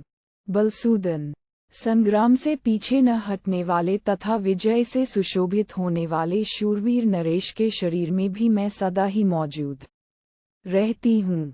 नित्य धर्माचरण करने वाले, परम बुद्धिमान, ब्राह्मण भक्त, सत्यवादी, विनयी तथा दानशील पुरुष में भी मैं सदा ही निवास करती हूँ। सत्य और धर्म से बांधकर पहले मैं असुरों के यहाँ रहती थी। अब उन्हें धर्म के विपरीत देखकर मैंने तुम्हारे यहाँ रहना पसंद किया है। इंद्र ने कहा, सुमुखी, दैत्यों का आचरण पहले कैसा था, जिससे तुम उनके पास रहती थी, और अब क्या देखा है, जो उन दैत्यों और दानवों को छोड़कर यहाँ चली आई हो? लक्ष्मी ने कहा, इंद्र, जो अपने धर्म का पालन करते, धैर्य से कभी विचलित नहीं होते और स्वर्ग प्राप्ति के साधनों में सानंद लगे रहते हैं, उन प्राणियों के भीतर मैं सदा निवास करती हूँ। पहले दैत्य लोग दान, अध्ययन और यज्ञ याग में संलग्न रहते थे। देवता, गुरु, पितर और अतिथियों की पूजा करते थे। उनके यहाँ सत्य का भी पालन होता था। वे अपना घर द्वार झाड़ बुहार कर साफ रखते थे। अपनी स्त्री के मन को प्यार से जीत लेते थे। प्रतिदिन अग्निहोत्र करते थे। वे गुरुसेवी, जितेंद्रिय, ब्राह्मण भक्त तथा सत्यवादी थे। उनमें श्रद्धा थी। वे क्रोध को जीत चुके थे। वे दानी थे। दूसरों के गुणों में दोष दृष्टि नहीं रखते थे और ईर्ष्या रहित थे। वे स्त्री, पुत्र और मंत्री आदि का भरण पोषण करते थे। अमरश्वश कभी एक दूसरे के प्रति लाग डांट नहीं रखते थे।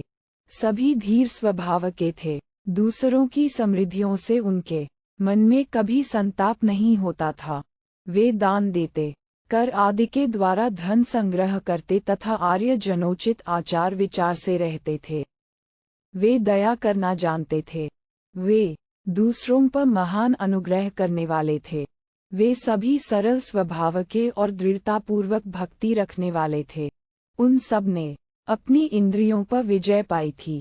वे अपने भृत्यों और मंत्रियों को संतुष्ट रखते थे। कृतज्ञ और मधुरभाषी थे। सबका समुचित रूप से सम्मान करते, सबको धन देते, लज्जा का सेवन करते और व्रत एवं नियमों का पालन करते थे। सदा ही पर्वों पर विशेष स्नान करते, अपने अंगों में चंदन लगाते और सुंदर अलंकार धारण करते थे। स्वभाव से ही उपवास और तप में लगे रहते थे। सबके विश्वास पात्र थे और वेदों का स्वाध्याय किया करते थे। दैत्य कभी प्रातःकाल सोए नहीं रहते थे। उनके सोते समय सूर्य नहीं उगते थे, अर्थात वे सूर्योदय से पहले ही जाग उठते थे। वे रात में कभी दही और सत्तू नहीं खाते थे। वे मन और इंद्रियों को संयम में रखते, सवेरे उठकर घी का दर्शन करते, वेदों का पाठ करते, अन्य मांगलिक वस्तुओं को देखते और ब्राह्मणों की पूजा करते थे। सदा धर्म की ही चर्चा में लगे रहते और प्रतिग्रह से दूर रहते थे। रात के आधे भाग में ही सोते थे और दिन में नहीं सोते थे। कृपण, अनाथ, वृद्ध, दुर्बल, रोगी और स्त्रियों पर दया करते तथा उनके लिए अन्न और वस्त्र बांटते थे। इस कार्य का वे सदा अनुमोदन किया करते थे। त्रस्त, विषादग्रस्त, उद्विग्न, भयभीत, व्याधिग्रस्त, दुर्बल और पीड़ित को तथा जिसका सर्वस्व लुट गया हो, उस मनुष्य को वे सदा ढाढ़स बंधाया करते थे। वे धर्म का ही आचरण करते थे, एक दूसरे की हिंसा नहीं करते थे। सब कार्यों में परस्पर अनुकूल रहते और गुरुजनों तथा बड़े बूढ़ों की सेवा में दत्तचित थे। पितरों, देवताओं और अतिथियों की विधिवत पूजा करते थे तथा उन्हें अर्पण करने के पश्चात बचे हुए अन्न को ही प्रसाद रूप में पाते थे। वे सभी सत्यवादी और तपस्वी थे। वे अकेले बढ़िया भोजन नहीं करते थे, पहले दूसरों को देकर पीछे अपने उपभोग में लाते थे। पराई स्त्री से कभी संसर्ग नहीं रखते थे। सब प्राणियों को अपने ही समान समझकर उन पर दया रखते थे। वे आकाश में, पशुओं में, विपरीत योनि में तथा पर्व के अवसरों पर वीर्य त्याग करना कदापि अच्छा नहीं मानते थे। प्रभो, नित्य दान, चतुरता, सरलता, उत्साह, अहंकार शून्यता, परम सौहार्द, क्षमा, सत्य, दान, तप, शौच, करुणा, कोमल वचन, मित्रों से द्रोह न करने का भाव, ये सभी गुण उनमें सदा मौजूद रहते थे। निद्रा, तंदा, आलस्य, अप्रसन्नता, दोष दृष्टि, अविवेक, अप्रीति, विषाद और कामना आदि दोष उनके भीतर प्रवेश नहीं कर पाते थे। इस प्रकार उत्तम गुणों वाले दानवों के पास सृष्टि काल से लेकर अब तक मैं अनेक युगों से रहती आई हूँ। किंतु समय के उलट फेर से उनके गुणों में विपरीतता आ गई। मैंने देखा, दैत्यों में धर्म नहीं रह गया है। वे काम और क्रोध के वशीभूत हो गए हैं।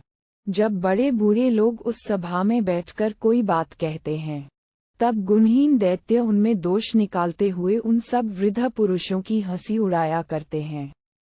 ऊंचे आसनों पर बैठे हुए नवयुवक दैत्य बड़े बूढ़ों के आ जाने पर भी पहले की भांति न तो उठकर खड़े होते हैं और न प्रणाम करके ही उनका आदर सत्कार करते हैं। बाप के रहते ही बेटा मालिक बन बैठता है। वे शत्रुओं के सेवक बनकर अपने उस कर्म को निर्लज्जतापूर्वक दूसरों के सामने कहते हैं। धर्म के विपरीत निंदित कर्म द्वारा जिन्हें महान धन प्राप्त हो गया है, उनकी उसी प्रकार धनोपार्जन करने की अभिलाषा बढ़ गई है। दैत्य रात में जोर जोर से हल्ला मचाते हैं और उनके यहाँ अग्निहोत्र की आग मंदगति से जलने लगी है। पुत्रों ने पिताओं पर और स्त्रियों ने पतियों पर अत्याचार आरंभ कर दिया है। दैत्य और दानव गुरुत्व होते हुए भी माता पिता, वृद्ध पुरुष, आचार्य, अतिथि और गुरुजनों का अभिनंदन नहीं करते हैं। संतानों के लालन पालन पर भी ध्यान नहीं देते हैं। देवताओं, पितरों, गुरुजनों तथा अतिथियों का यजन पूजन और उन्हें अन्नदान किए बिना, भिक्षादान और बलिवैश्वदेव कर्म का संपादन किए बिना ही दैत्य लोग स्वयं भोजन कर लेते हैं। दैत्य तथा उनके रसोइये मन, वाणी और क्रिया द्वारा शौचाचार का पालन नहीं करते हैं। उनका भोजन बिना ढके ही छोड़ दिया जाता है। उनके घरों में अनाज के दाने बिखरे रहते हैं और उन्हें कौए तथा चूहे खाते हैं।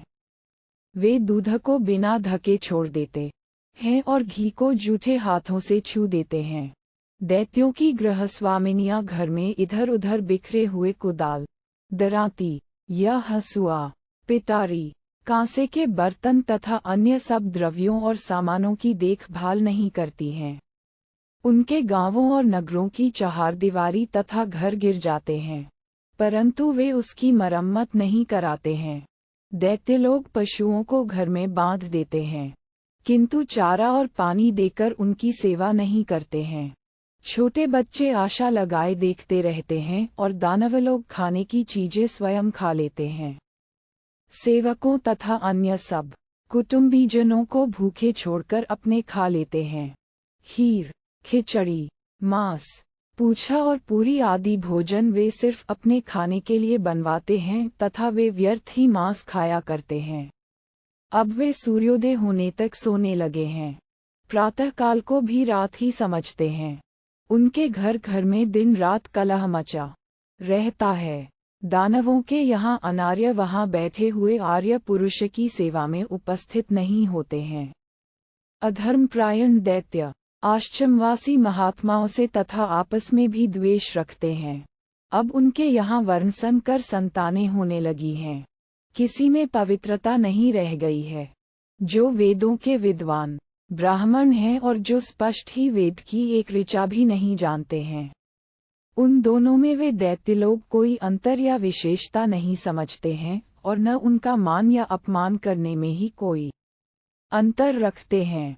वहाँ की दासियां सुंदर हार एवं अन्य आभूषण पहनकर मनोहर वेश धारण करती और दुराचारिणी स्त्रियों की भांति चलती फिरती, खड़ी होती और कटाक्ष करती हैं। साथ ही वे उस कुकृत्य को अपनाती हैं जिसका आचरण दुराचारीजन करते हैं। क्रीड़ा, रति और विहार के अवसरों पर वहाँ की स्त्रियां पुरुष वेश धारण करके और पुरुष स्त्रियों का वेश बनाकर एक दूसरे से मिलते और बड़े आनंद का अनुभव करते हैं। कितने ही दानव पूर्व काल में अपने पूर्वजों द्वारा सुयोग्य ब्राह्मणों को दान के रूप में दी हुई जागीरें नास्तिकता के कारण उनके पास रहने नहीं देते हैं, यद्यपि वे अन्य संभव उपायों से जीवन निर्वाह कर सकते हैं, तथापि उस दिए हुए दान को छीन लेते हैं। कहीं धन के विषय में संशय उपस्थित होने पर, अर्थात ये धन न्यायतः मेरा है या दूसरे का, ये प्रश्न खड़ा होने पर यदि उस धन का अधिकारी व्यक्ति अपने किसी मित्र से प्रार्थना करता है कि वह पंचायत द्वारा इस मामले को निपटा दे, तो वह मित्र अपने बाल की नोक के बराबर स्वार्थ के लिए भी उसकी उस संपत्ति को चौपट कर देता है। दानवों के यहाँ जो व्यापारी हैं, वे सदा दूसरों का धन ठग लेने का ही विचार रखते हैं, तथा ब्राह्मण, क्षत्रिय और वैश्यों में शूद्र भी मिलकर तपोधन बन बैठे हैं। कुछ लोग ब्रह्मचर्य व्रत का पालन किए बिना ही वेदों का स्वाध्याय करते हैं। कुछ लोग व्यर्थ अवैदिक व्रत का आचरण करते हैं। शिष्य गुरु की सेवा करना नहीं चाहता। कोई कोई गुरु भी ऐसा है जो शिष्यों को दोस्त बनाकर रखता है। जब पिता और माता उत्सव शून्य की भांति थक जाते हैं, तब घर में उनकी कोई प्रभुता नहीं रह जाती। वे दोनों बूढ़े दंपति बेटों से अन्न की भीख मांगते हैं। वहाँ जो वेदव्यता ज्ञानी तथा गंभीरता में समुद्र के समान पुरुष हैं, वे तो खेती आदि कार्यों में संलग्न हो गए हैं और मूर्ख लोग श्राद्धान्न खाते फिरते हैं। गुरु लोग प्रतिदिन प्रातःकाल जाकर शिष्यों से पूछते हैं कि आपकी रात सुख से बीती है न? इसके सिवा वे उन शिष्यों के वस्त्र आदि ठीक से पहनाते और उनकी वेशभूषा संवारते हैं तथा उनकी ओर से कोई प्रेरणा न होने पर भी स्वयं ही उनके संदेशवाहक दूत आदि का कार्य करते हैं। सास ससुर के सामने ही बहू सेवकों पर शासन करने लगी है। वह पति को भी आदेश देती है और सबके सामने पति को बुलाकर उससे बात करती है। पिता विशेष प्रयत्नपूर्वक पुत्र का मन रखते हैं। वे उनके क्रोध से डरकर सारा धन पुत्रों को बांट देते हैं और स्वयं बड़े कष्ट से जीवन बिताते हैं। जिन्हें हितैषी और मित्र समझा जाता था, वे ही लोग जब अपने संबंधी के धन को आग लगने, चोरी हो जाने अथवा राजा के द्वारा छिन जाने से नष्ट हुआ देखते हैं, तब द्वेषवश उसकी हंसी उड़ाते हैं। दैत्यगण कृतघ्न, नास्तिक, पापाचारी तथा गुरुपत्नीगामी हो गए हैं। जो चीज नहीं खानी चाहिए वे भी खाते और धर्म की मर्यादा तोड़कर मनमाने आचरण करते हैं। इसीलिए वे कांतिहीन हो गए हैं। देवेंद्र, जब से इन दैत्यों ने ये धर्म के विपरीत आचरण अपनाए हैं, तब से मैंने यह निश्चय कर लिया है कि अब इन दानवों के घर में नहीं रहूंगी। शचीपते, देवेश्वर, इसीलिए मैं स्वयं तुम्हारे यहाँ आई हूँ। तुम मेरा अभिनंदन करो। तुमसे पूजित होने पर मुझे अन्य देवता भी अपने सम्मुख स्थापित एवं सम्मानित करेंगे। जहाँ मैं रहूंगी वहाँ 7 देवियाँ और निवास करेंगी। उन सबके आगे 8वीं जया देवी भी रहेंगी। ये 8 देवियाँ मुझे बहुत प्रिय हैं, मुझसे भी श्रेष्ठ हैं और मुझे आत्मसमर्पण कर चुकी हैं। पाकशासन। उन देवियों के नाम इस प्रकार हैं: आशा, श्रद्धा, धृति, शांति, विजिति, सनति, क्षमा और 8वीं वृत्ति, जया। ये 8वीं देवी उन 7 की अग्रगामिनी हैं। वे देवियां और मैं सब के सब उन असुरों को त्याग कर तुम्हारे राज्य में आई हैं। देवताओं की अंतरात्मा धर्म में निष्ठा रखने वाली है, इसलिए अब हम लोग इन्हीं के यहाँ निवास करेंगी। भीष्म जी कहते हैं, लक्ष्मी देवी के इस प्रकार कहने पर देवर्षि नारद तथा वृत्रहंता इंद्र ने उनकी प्रसन्नता के लिए उनका अभिनंदन किया। उस समय देवमार्गों पर मनोरम गंध और सुखद स्पर्श से युक्त तथा संपूर्ण इंद्रियों को आनंद प्रदान करने वाले वायुदेव, जो अग्निदेवता के मित्र हैं, मंदगति से बहने लगे। उस परम पवित्र एवं मनोवांछित प्रदेश में राजलक्ष्मी सहित इंद्रदेव का दर्शन करने के लिए प्रायः सभी देवता उपस्थित हो गए। तत्पश्चात सहस्र नेत्रधारी सुरश्रेष्ठ इंद्र लक्ष्मी देवी तथा अपने सुहृद महर्षि नारद के साथ हरे रंग के घोड़ों से जुते हुए रथ पर बैठकर स्वर्गलोक की राजधानी अमरावती में आए और देवताओं से सत्कृत हो उनकी सभा में गए। उस समय अमरों के पौरुष को प्रत्यक्ष देखने वाले देवर्षि नारद जी ने अन्य महर्षियों के साथ मिलकर वज्रधारी इंद्र और लक्ष्मी देवी के संकेत पर मन ही मन विचार करके वहां लक्ष्मी जी के शुभागमन की प्रशंसा की और उनका पदार्पण संपूर्ण लोकों के लिए मंगलकारी बताया। तदनंतर निर्मल एवं प्रकाशपूर्ण आकाशमंडल स्वयंभू ब्रह्मा जी के भवन में अमृत की वर्षा करने लगा। देवताओं की दुंदुभियां बिना बजाए ही बज उठीं तथा संपूर्ण दिशाएं स्वच्छ एवं प्रकाशित दिखाई देने लगीं। लक्ष्मी जी के स्वर्ग में पधारने पर इंद्रदेव ऋतु के अनुसार संसार में लगी हुई खेती को सींचने के लिए समय पर वर्षा करने लगे। कोई भी धर्म के मार्ग से विचलित नहीं होता था तथा अनेक समुद्रों से विभूषित हुई पृथ्वी उन समुद्रों की गर्जन के रूप में त्रिभुवनवासियों की विजय के लिए मानो सुंदर जयघोष करने लगी। उस समय मनस्वी मानव पुण्यवानों के मंगलमय पथ पर स्थित हो सत्कर्मों से परम सुंदर शोभा पाने लगे तथा देवता, किन्नर, यक्ष, राक्षस और मनुष्य समृद्धिशाली एवं उदारचेता हो गए। उन दिनों अकाल मृत्यु की तो बात ही क्या है। प्रचंड पवन के वेगपूर्वक हिलाने से भी किसी वृक्ष से असमय में फूल तक नहीं गिरता था। फिर फल कहाँ से गिरेगा। सभी धेनुएं दुग्ध आदि रस देती थीं। वे इच्छानुसार दुग्ध दिया करती थीं। किसी के मुख से कभी कोई कठोर वचन नहीं निकलता था। संपूर्ण कामनाओं को देने वाले इंद्र आदि देवताओं द्वारा की हुई लक्ष्मी जी की इस पूजा अर्चा के प्रसंग को जो लोग ब्राह्मणों की सभा में आकर पढ़ते हैं, उनकी सारी कामनाएं संपन्न होती हैं और वे लक्ष्मी भी प्राप्त कर लेते हैं। कुरुश्रेष्ठ युधिष्ठिर, तुमने जो अभ्युदय पराभव का लक्षण पूछा था, वह सब मैंने आज यह उत्तम दृष्टांत देकर बता दिया। तुम्हें स्वयं सोच विचार कर उसकी यथार्थता का निश्चय करना चाहिए। इस प्रकार श्री महाभारत शांति पर्व के अंतर्गत मौषधर्म पर्व में लक्ष्मी और इंद्र का संवाद नामक 228वां अध्याय पूरा हुआ। 39अधिकविंशतमोऽध्यायः जैगीष्व्य का असित देवल को समत्व बुद्धि का उपदेश। युधिष्ठिर ने पूछा, पितामह, कैसे शील, किस तरह के आचरण, कैसी विद्या और कैसे पराक्रम से युक्त होने पर मनुष्य प्रकृति से परे अविनाशी ब्रह्मपद को प्राप्त होता है।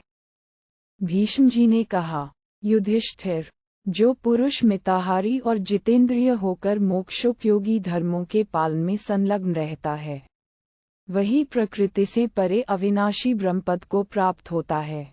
भारत, इस विषय में भी जैगीष्व्य और असित देवल मुनि का संवाद रूप ये पुरातन इतिहास उदाहरण के तौर पर प्रस्तुत किया जाता है। एक बार संपूर्ण धर्मों को जानने वाले शास्त्रवेत्ता, महाज्ञानी और क्रोध एवं हर्ष से रहित जैगीष्व्य मुनि से असित देवल ने इस प्रकार पूछा।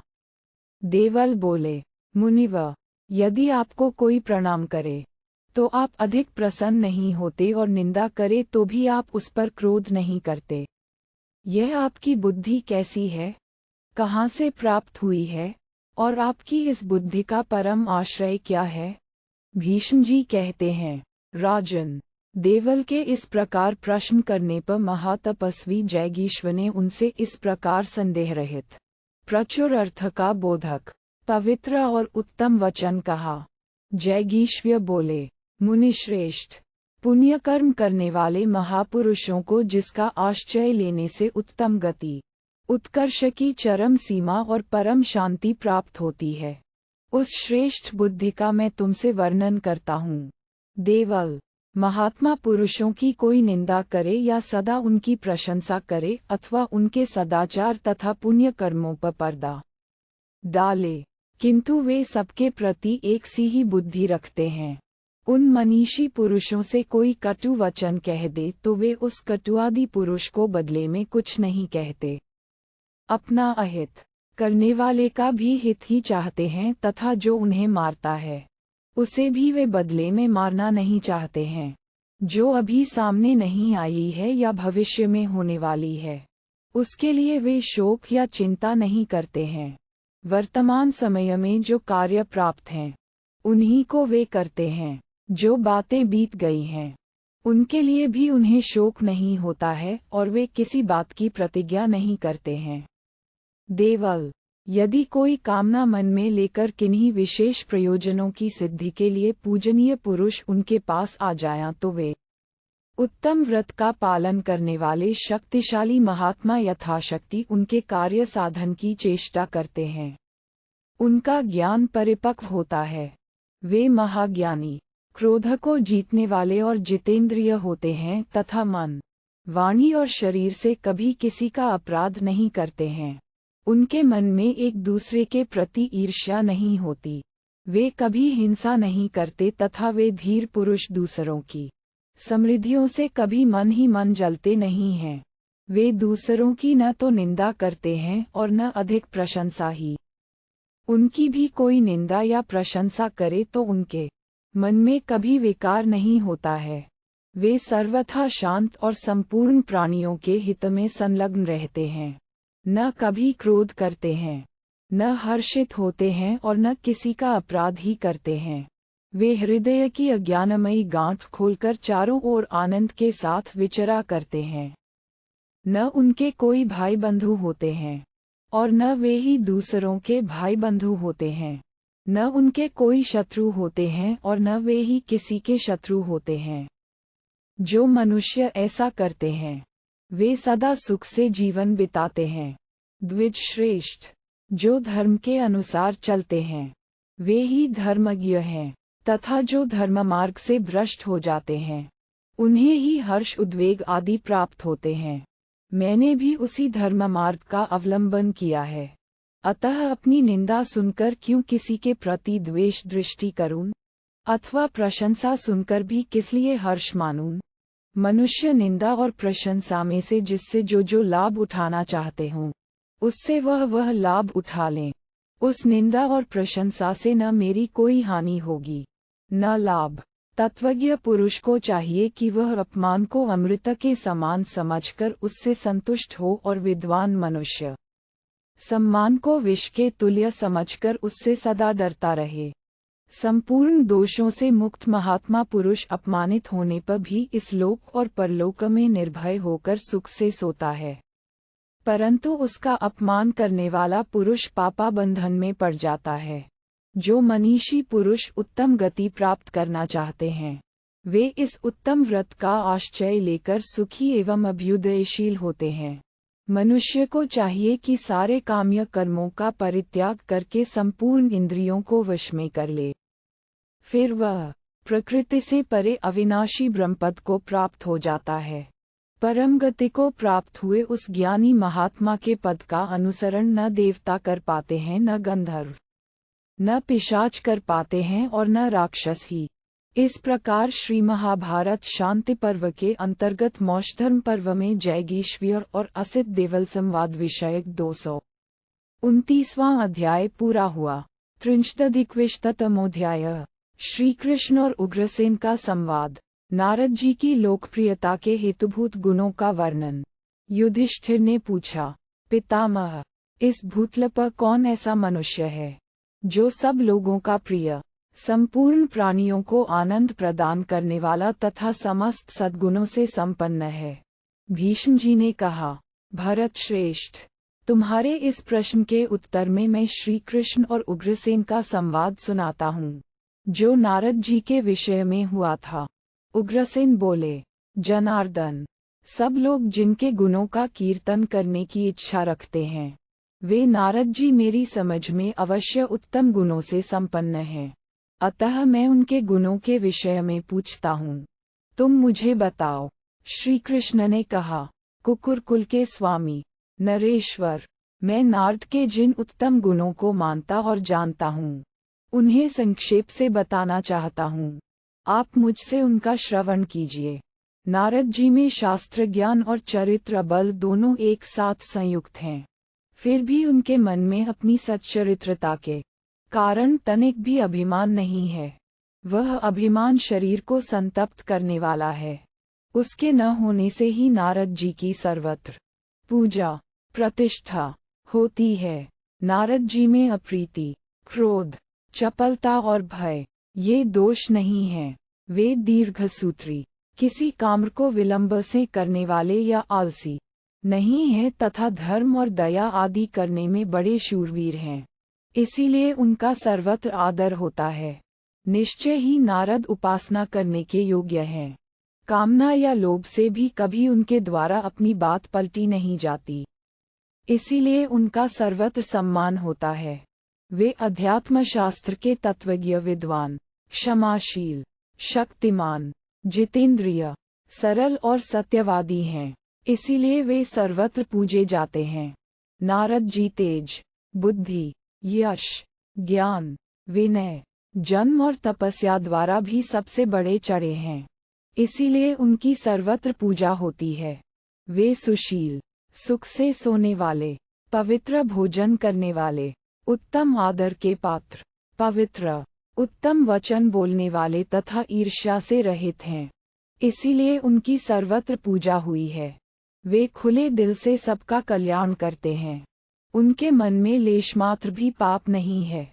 दूसरों का अनर्थ देखकर उन्हें प्रसन्नता नहीं होती, इसीलिए उनका सब जगह सम्मान होता है। नारद जी वेदों और उपनिषदों की श्रुतियों तथा इतिहास पुराण की कथाओं द्वारा प्रस्तुत विषयों को समझाने और सिद्ध करने की चेष्टा करते हैं। वे सहनशील तो हैं ही, कभी किसी की अवज्ञा नहीं करते हैं, इसीलिए उनकी सर्वत्र पूजा होती है। वे सर्वत्र संभाव रखते हैं, इसलिए उनका न कोई प्रिय है और न किसी तरह अप्रिय ही है।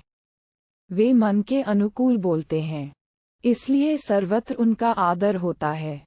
वे अनेक शास्त्रों के विद्वान हैं और उनका कथा कहने का ढंग भी बड़ा विचित्र है। उनमें पूर्ण पांडित्य होने के साथ ही लालसा और शठता का भी अभाव है। दीनता, क्रोध और लोभ आदि दोष से वे सर्वथा रहित हैं, इसीलिए उनका सर्वत्र सम्मान होता है। धन, अन्य कोई प्रयोजन अथवा काम के विषय में नारद जी का पहले कभी किसी के साथ कलह हुआ हो, ऐसी बात नहीं है। उनमें समस्त दोषों का अभाव है, इसीलिए उनका सब जगह आदर होता है। उनकी मेरे प्रति दृढ़ भक्ति है। उनका हृदय शुद्ध है। वे विद्वान और दयालु हैं। उनके मोह आदि दोष दूर हो गए हैं, इसीलिए उनका सर्वत्र आदर है। वे संपूर्ण प्राणियों में आसक्ति से रहित हैं, फिर भी आसक्त हुए से दिखाई देते हैं। उनके मन में दीर्घकाल तक कोई संशय नहीं रहता और वे बहुत अच्छे वक्ता हैं, इसीलिए उनकी सर्वत्र पूजा होती है। उनका मन कभी विषय भोगों में स्थित नहीं होता और वे कभी अपनी प्रशंसा नहीं करते हैं। किसी के प्रति ईर्ष्या नहीं रखते तथा सबसे मीठे वचन बोलते हैं, इसीलिए उनका सर्वत्र आदर होता है। नारद जी लोगों की नाना प्रकार की चित्तवृत्ति को देखते और समझते हैं, फिर भी किसी की निंदा नहीं करते। किसका संसर्ग कैसा है, इसके ज्ञान में वे बड़े निपुण हैं, इसीलिए वे सर्वत्र पूजित होते हैं। वे किसी शास्त्र में दोष दृष्टि नहीं करते, अपनी नीति के अनुसार जीवन यापन करते हैं। समय को कभी व्यर्थ नहीं गंवाते और मन को वश में रखते हैं, इसीलिए वे सर्वत्र सम्मानित होते हैं। उन्होंने योगाभ्यास के लिए बड़ा परिश्रम किया है। उनकी बुद्धि पवित्र है।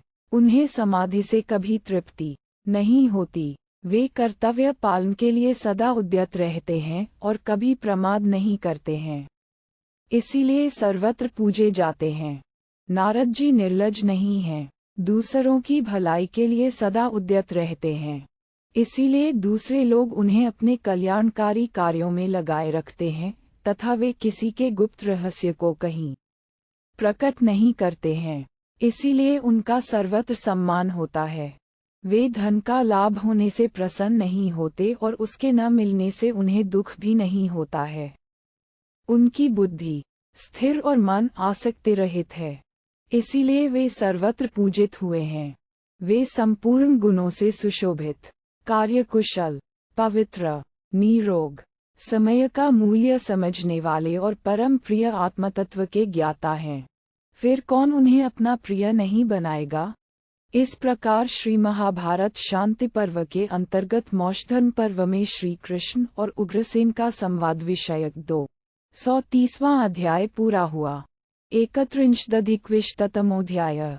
शुकदेव जी का प्रश्न और व्यास जी का उनके प्रश्नों का उत्तर देते हुए काल का स्वरूप बताना। युधिष्ठिर ने पूछा, कुरुनंदन, अब मैं ये जानना चाहता हूँ कि संपूर्ण भूतों की उत्पत्ति किससे होती है, उनका अंत कहाँ होता है, परमार्थ की प्राप्ति के लिए किसका ध्यान और किस कर्म का अनुष्ठान करना चाहिए, काल का क्या स्वरूप है तथा भिन्न भिन्न युगों में मनुष्यों की कितनी आयु होती है। मैं लोक का तत्व पूर्ण रूप से जानना चाहता हूँ। प्राणियों के आवागमन और सृष्टि प्रलय किससे होते हैं। सत्पुरुषों में श्रेष्ठ पितामह, यदि आपका हम लोगों पर अनुग्रह करने का विचार है तो मैं यही बात आपसे पूछता हूँ। आप मुझे बताइए, पहले ब्रह्मर्षि भरद्वाज के प्रति भृगु जी का जो उत्तम उपदेश हुआ था, उसे आपके मुँह से सुनकर मुझे उत्तम बुद्धि प्राप्त हुई थी। मेरी बुद्धि परम धर्मिष्ठ एवं दिव्य स्थिति में स्थित हो गई थी। इसीलिए फिर पूछता हूँ, आप इस विषय का वर्णन करने की कृपा करें। भीष्म जी ने कहा, युधिष्ठिर, इस विषय में भगवान व्यास ने अपने पुत्र के पूछने पर जो उपदेश दिया था वही प्राचीन इतिहास में दोहराऊंगा। अंगों और उपनिषदों सहित संपूर्ण वेदों का अध्ययन करके व्यासपुत्र शुकदेव ने नैष्ठिक कर्म को जानने की इच्छा से अपने पिता श्री कृष्ण वैपायन व्यास की धर्म ज्ञान विषयक निपुणता देखकर उनसे अपने मन का संदेह पूछा। उन्हें यह विश्वास था कि पिताजी के उपदेश से मेरा धर्म और अर्थ विषयक सारा संशय दूर हो जाएगा। श्री शुकदेव जी बोले, पिताजी, समस्त प्राणी समुदाय को उत्पन्न करने वाला कौन है? काल के ज्ञान के विषय में आपका क्या निश्चय है? और ब्राह्मण का क्या कर्तव्य है? ये सब बातें आप बताने की कृपा करें। भीष्म जी कहते हैं, राजन, भूत और भविष्य के ज्ञाता तथा संपूर्ण धर्मों को जानने वाले सर्वज्ञ विद्वान पिता व्यास ने अपने पुत्र के पूछने पर उसे उन सब बातों का इस प्रकार उपदेश किया। व्यास जी बोले, बेटा, सृष्टि के आरंभ में अनादि, अनंत, अजन्मा, दिव्य, अजर अमर, ध्रुव, अविकारी, अतर्क्य और ज्ञानातीत ब्रह्म ही रहता है। अब काल का विभाग इस प्रकार समझना चाहिए। 15 निमेष की एक काष्ठा और 30 काष्ठा की एक कला गिननी चाहिए। 30 कला का एक मुहूर्त होता है, उसके साथ कला का 10वां भाग और सम्मिलित होता है, अर्थात 30 कला और 3 काष्ठा का एक मुहूर्त होता है। 30 मुहूर्त का एक दिन रात होता है। महर्षियों ने दिन और रात्रि के मुहूर्तों की संख्या उतनी ही बताई है। 30 रात दिन का एक मास और 12 मासों का एक संवत्सर बताया गया है। विद्वान पुरुष 2 अयनों को मिलाकर एक संवत्सर कहते हैं। वे 2 अयन हैं, उत्तरायण और दक्षिणायन। मनुष्य लोक के दिन रात का विभाग सूर्यदेव करते हैं।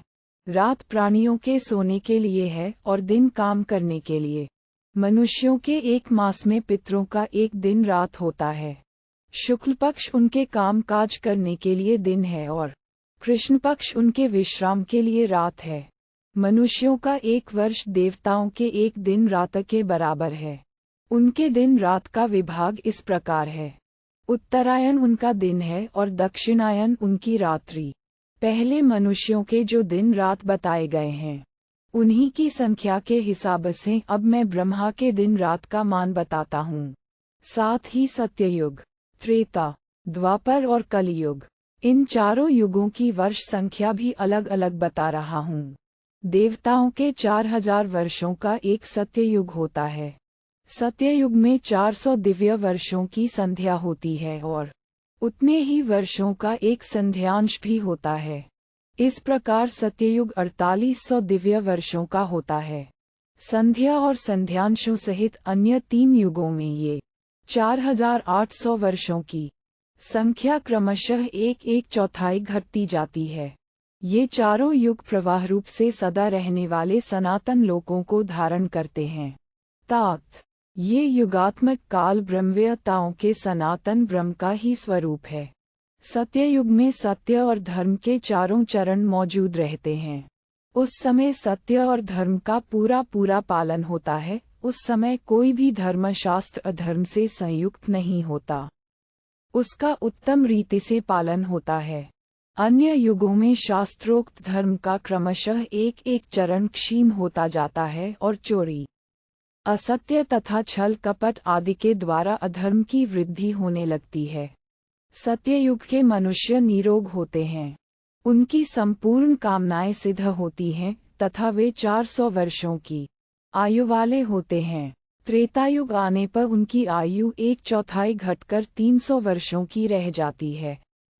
इसी प्रकार द्वापर में 200 और कलयुग में 100 वर्षों की आयु होती है।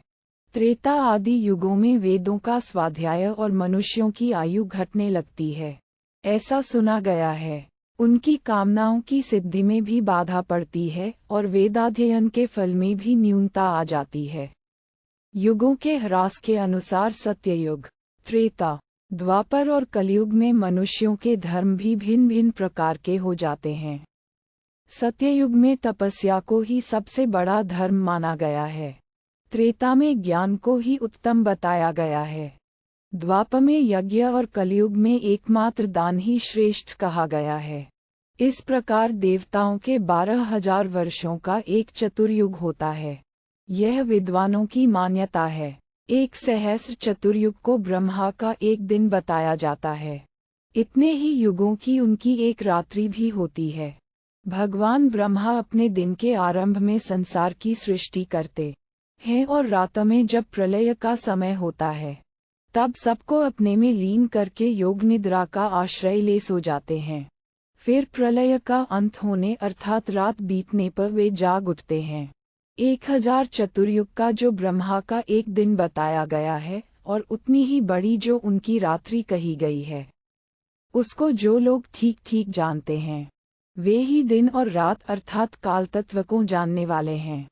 रात्रि समाप्त होने पर जागृत हुए ब्रह्मा जी पहले अपने अक्षय स्वरूप को माया से विकारयुक्त बनाते हैं, फिर महतत्व को उत्पन्न करते हैं। तत्पश्चात उससे स्थूल को धारण करने वाले मन की उत्पत्ति होती है। इस प्रकार श्री महाभारत शांति पर्व के अंतर्गत मौषधर्म पर्व में शुक का अनुप्रश्न विषयक 231वां अध्याय पूरा हुआ। तारांकन अर्थात संध्या और संध्याशों सहित त्रेतायुग 3600 वर्षों का, द्वापर 2400 वर्षों का और कलियुग 1200 वर्षों का होता है। द्वात्रिंशदधिकविंशतितमोऽध्याय। व्यास जी का शुकदेव को सृष्टि के उत्पत्ति क्रम तथा युगधर्मों का उपदेश। व्यास जी कहते हैं, बेटा, तेजो में ब्रह्म ही सबका बीज है। उसी से ये संपूर्ण जगत उत्पन्न हुआ है। उस एक ही ब्रह्म से स्थावर और जंगम दोनों की उत्पत्ति होती है। पहले कह आए हैं, ब्रह्मा जी अपने दिन के आरंभ में जागकर अविद्या त्रिगुणात्मिका प्रकृति के द्वारा संपूर्ण की सृष्टि करते हैं। सबसे पहले महतत्व प्रकट होता है। उससे स्थूल सृष्टि का आधारभूत मन उत्पन्न होता है। उस मन की दूरतक गति है तथा वह अनेक प्रकार से गमनागमन करता है। प्रार्थना और संशय वृत्तिशाली वह मन चैतन्य से संयुक्त होकर संपूर्ण पदार्थों को अभिभूत करके 7 मानस ऋषियों की सृष्टि करता है। फिर सृष्टि की इच्छा से प्रेरित होने पर मन नाना प्रकार की सृष्टि करता है। उससे आकाश की उत्पत्ति होती है। आकाश का गुण शब्द माना गया है। तत्पश्चात जब आकाश में विकार होता है तब उससे पवित्र और संपूर्ण गंधों को वहन करने वाले बलवान वायु तत्व का आविर्भाव होता है। उसका गुण स्पर्श माना गया है। फिर वायु में भी विकार होता है और उससे प्रकाशपूर्ण अग्नि तत्व प्रकट होता है। वह अग्नि तत्व चमचमाता हुआ एवं दीप्तिमान है। उसका गुण रूप बताया जाता है। फिर अग्नि तत्व में विकार आने पर रसमय जल तत्व की उत्पत्ति होती है। जल से गंध का वहन करने वाली पृथ्वी का प्रादुर्भाव होता है। इस प्रकार पंचमहाभूतों की सृष्टि बताई जाती है। पीछे प्रकट हुए वायु आदि भूत उत्तरोत्तर अपने पूर्ववर्ती सभी भूतों के गुण धारण करते हैं। इन सब भूतोन्मन से जो भूत जितने समय तक जिस प्रकार रहता है उसके गुण भी उतने ही समय तक रहते हैं। यदि कुछ मनुष्य जल में गंध पाकर अयोग्यतावश ये कहने लगे कि यह जल का ही गुण है तो उनका वह कथन मिथ्या होगा, क्योंकि गंध वास्तव में पृथ्वी का गुण है। अतः उसे पृथ्वी में ही स्थित जानना चाहिए। जल और वायु में तो वह आगंतुक की भांति स्थित होता है। ये नाना प्रकार की शक्ति वाले महतत्व, मन, अहंकार और पंच सूक्ष्म महाभूत 7 पदार्थ पृथक पृथक रहकर जब तक सब के सब मिल न सकें तब तक उनमें प्रजा की सृष्टि करने की शक्ति नहीं आई। परंतु ये 7 व्यापक पदार्थ ईश्वर की इच्छा होने पर जब एक दूसरे से मिलकर परस्पर सहयोगी हो गए तब भिन्न भिन्न शरीर के आकार में परिणत हुए। उस शरीर नामक पुर में निवास करने के कारण जीवात्मा पुरुष कहलाता है। 5 स्थूल महाभूत, 10 इंद्रियां और मन, इन 16 तत्वों से शरीर का निर्माण हुआ है। इन सब का आश्रय होने के कारण ही देह को शरीर कहते हैं। शरीर के उत्पन्न होने पर उसमें जीवों के भोगावशिष्ट कर्मों के साथ सूक्ष्म महाभूत प्रवेश करते हैं। भूतों के आदि कर्ता ब्रह्मा जी ही तपस्या के लिए समस्त सूक्ष्म भूतों को साथ लेकर समष्टि शरीर में प्रवेश करके स्थित होते हैं। इसलिए मुनिजन उन्हें प्रजापति कहते हैं। तदनंतर वे ब्रह्मा ही चराचर प्राणियों की सृष्टि करते हैं। वे ही देवता, ऋषि, पितर, मनुष्य, नाना प्रकार के लोक, नदी, समुद्र, दिशा, पर्वत, वनस्पति, किन्नर, राक्षस, पशु, पक्षी, मृग तथा सर्पों को भी उत्पन्न करते हैं। अक्षय आकाश आदि और क्षयशील चराचर प्राणियों की सृष्टि भी उन्हीं के द्वारा हुई है। पूर्वकल्प की सृष्टि में जिन प्राणियों द्वारा जैसे कर्म किए गए होते हैं, दूसरे कल्पों में बारंबार जन्म लेने पर वे उन पूर्वकृत कर्मों की वासना से प्रभावित होने के कारण वैसे ही कर्म करने लगते हैं। एक जन्म में मनुष्य हिंसा अहिंसा, कोमलता कठोरता, धर्म अधर्म और सच झूठ आदि जिन गुणों या दोषों को अपनाता है, दूसरे जन्म में भी उनके संस्कारों से प्रभावित होकर उन्हीं गुणों को वह पसंद करता और वैसे ही कार्यों में लग जाता है। आकाश आदि महाभूतों में, शब्द आदि विषयों में तथा देवता आदि की आकृतियों में जो अनेकता और भिन्नता है तथा प्राणियों की जो भिन्न भिन्न कार्यों में नियुक्ति है, इन सब का विधान विधाता ही करते हैं। कुछ लोग कर्मों की सिद्धि में पुरुषार्थ को ही प्रधान मानते हैं, दूसरे ब्राह्मण दैव को प्रधानता देते हैं और भूतचितक नास्तिकगण स्वभाव को ही कार्य सिद्धि का कारण बताते हैं। कुछ विद्वान कहते हैं कि पुरुषार्थ, दैव और स्वभाव से अनुगृहीत कर्म, इन तीनों के सहयोग से फल की सिद्धि होती है। ये तीनों मिलकर ही कार्य साधक होते हैं। इनका अलग अलग होना कार्य की सिद्धि का हेतु नहीं होता है। कर्मवादी इस विषय में ये पुरुषार्थ ही कार्य साधक है ऐसा नहीं कहते। ऐसा नहीं है अर्थात पुरुषार्थ नहीं, दैव कारण है, ये भी नहीं कहते। दोनों मिलकर कार्य सिद्धि के हेतु हैं, ये भी नहीं कहते। और दोनों नहीं हैं, ये भी नहीं कहते हैं। तात्पर्य यह है कि वे इस विषय में कुछ निश्चय नहीं कर पाते हैं। परंतु जो सत्वस्वरूप परमात्मा में स्थित हुए योगी हैं, वे समदर्शी हैं अर्थात शम ब्रह्म को ही कारण मानते हैं। तप ही जीव के कल्याण का मुख्य साधन है। तप का मूल है शम और दम। पुरुष अपने मन से जिन जिन कामनाओं को पाना चाहता है, उन सब को वह तपस्या से प्राप्त कर लेता है। तपस्या से वह उस परमात्मा सत्ता को भी प्राप्त कर लेता है जिससे इसकी सृष्टि होती है। तप से परमात्मा स्वरूप होकर मनुष्य समस्त प्राणियों पर अपना प्रभुत्व स्थापित करता है। तप के ही प्रभाव से महर्षिगण दिन रात वेदों का अध्ययन करते थे। तपः शक्ति से संपन्न होकर ही ब्रह्मा जी ने आदि अंत से रहित वेदमयी वाणी का प्रथम उच्चारण किया। ऋषियों के नाम, वेदोक्त सृष्टिक्रम के अनुसार रचे हुए सब पदार्थों के नाम, प्राणियों के अनेकविध रूप तथा उनके कर्मों का विधान, ये सब कुछ वे ऐश्वर्यशाली प्रजापति सृष्टि के आदिकाल में वेदोक्त शब्दों के अनुसार ही रचते हैं। वेदों में ऋषियों के नाम तो हैं ही, सृष्टि में उत्पन्न हुए सब पदार्थों के भी नाम हैं। अजन्मा ब्रह्मा जी अपनी रात्रि के अंत में अर्थात नूतन सृष्टि के प्रभात काल में अपने द्वारा रचे गए सभी पदार्थों का दूसरों के लिए नाम निर्देश करते हैं। फिर ब्रह्मा जी ने ऋग्वेद आदि के नाम, वर्ण और आश्रम के भेद, तप, शाम, दम, कृच चांद्रायन आदि व्रत, कर्म, संध्योपासन आदि नित्य कर्म और ज्योतिष्टोम आदि यज्ञ बनाए। ये नाम आदि लौकिक सिद्धियां हैं। आत्मा के मोक्ष की सिद्धि तो वेदों में 10 उपायों द्वारा बताई जाती है, जो गहन, दुर्बोध, ब्रह्म वेदवाक्यों में वेददर्शी विद्वानों द्वारा वर्णित हुआ है और वेदांत वचनों में जिसका स्पष्ट रूप से वर्णन किया गया है वह क्रमयोग से लक्षित होता है। देहाभिमानी जीवकों जो ये पृथक पृथक शीत उष्ण आदि द्वंद्वों का भोग प्राप्त होता है वह कर्मजनित है। मनुष्य तत्वज्ञान के द्वारा उस द्वंद्व भोग को त्याग देता है तथा ज्ञान के ही बल से आत्मसिद्धि मोक्ष प्राप्त कर लेता है। ब्रह्म के दो स्वरूप जानने चाहिए, एक शब्द ब्रह्म और दूसरा परब्रह्म। जो शब्द ब्रह्म अर्थात वेद का पूर्ण विद्वान है वह सुगमता से परब्रह्म का साक्षात्कार कर लेता है। ब्राह्मणों के लिए तप ही यज्ञ है, क्षत्रियों के लिए हिंसा प्रधान युद्ध आदि ही यज्ञ हैं, वैश्यों के लिए घृत आदि हविष्य की आहुति देना ही यज्ञ है और शूद्रों के लिए तीनों वर्णों की सेवा ही यज्ञ है। ये यज्ञों का विधान त्रेतायुग में ही था, सत्ययुग में नहीं। द्वापर से क्रमशः क्षीण होते हुए यज्ञ कलयुग में लुप्त हो जाते हैं।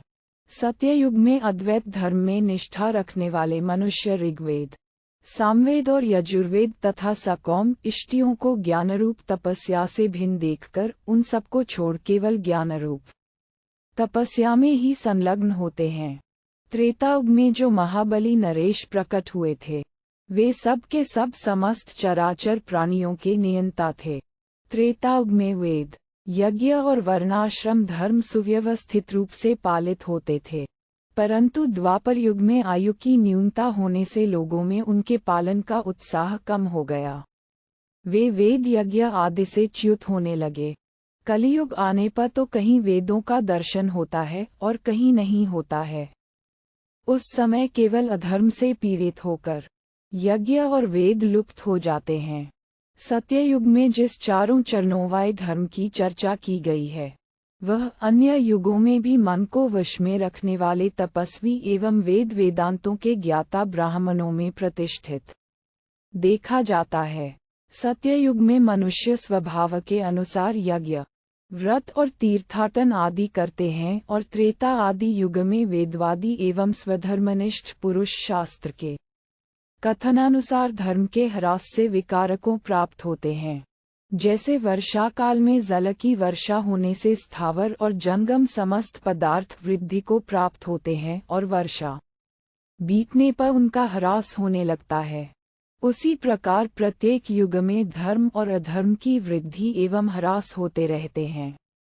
जैसे वसंत आदि ऋतुओं में फूल और फल आदि नाना प्रकार के ऋतु चिन्ह दृष्टिगोचर होते हैं और भिन्न ऋतुओं में उन चिन्हों का दर्शन नहीं होता, उसी प्रकार ब्रह्मा, विष्णु और महेश्वर में भी सृष्टि, रक्षा और संहार की शक्तियां कभी न्यून और कभी अधिक दिखाई देती हैं। स्वयं ब्रह्मा जी ने ही सत्ययुग, त्रेता आदि के रूप में कालभेद का विधान किया है। वह अनादि और अनंत है। वह काल ही लोकों की सृष्टि और संहार करता है। बेटा, ये बात मैं तुमसे पहले ही बता चुका हूँ। काल ही संपूर्ण प्राणियों को संयम और नियम में रखने वाला है। वही उनकी उत्पत्ति के लिए स्थान धारण करता है। सारे प्राणी स्वभाव से ही द्वंद्वों से युक्त होकर अत्यंत कष्ट पाते हैं। बेटा, तुमने मुझसे जो कुछ पूछा था उसके अनुसार मैंने तुम्हें सृष्टि, काल, क्रिया, वेद, कर्ता, कार्य तथा क्रियाफल आदि सब विषय बता दिए। इस प्रकार श्री महाभारत शांति पर्व के अंतर्गत मोक्षधर्म पर्व में शुकदेव जी का अनुप्रश्न विषयक 232वां अध्याय पूरा हुआ। तारांकन इन सप्तर्षियों के नाम इस प्रकार हैं। मरीचिर्ंगिराश्चात्रिः पुलस्त्यः पुलः क्रतो वसिष्ठ इति सप्तैते मानसा निर्मिता हेते। महाशून्य शांति शून्य 340। 69। मरीचि, अंगिरा, अत्रि, पुलस्त्य, पुल, क्रतु और वसिष्ठ, ये सातों महर्षि तुम्हारे ब्रह्मा जी के द्वारा ही अपने मन से रचे हुए हैं।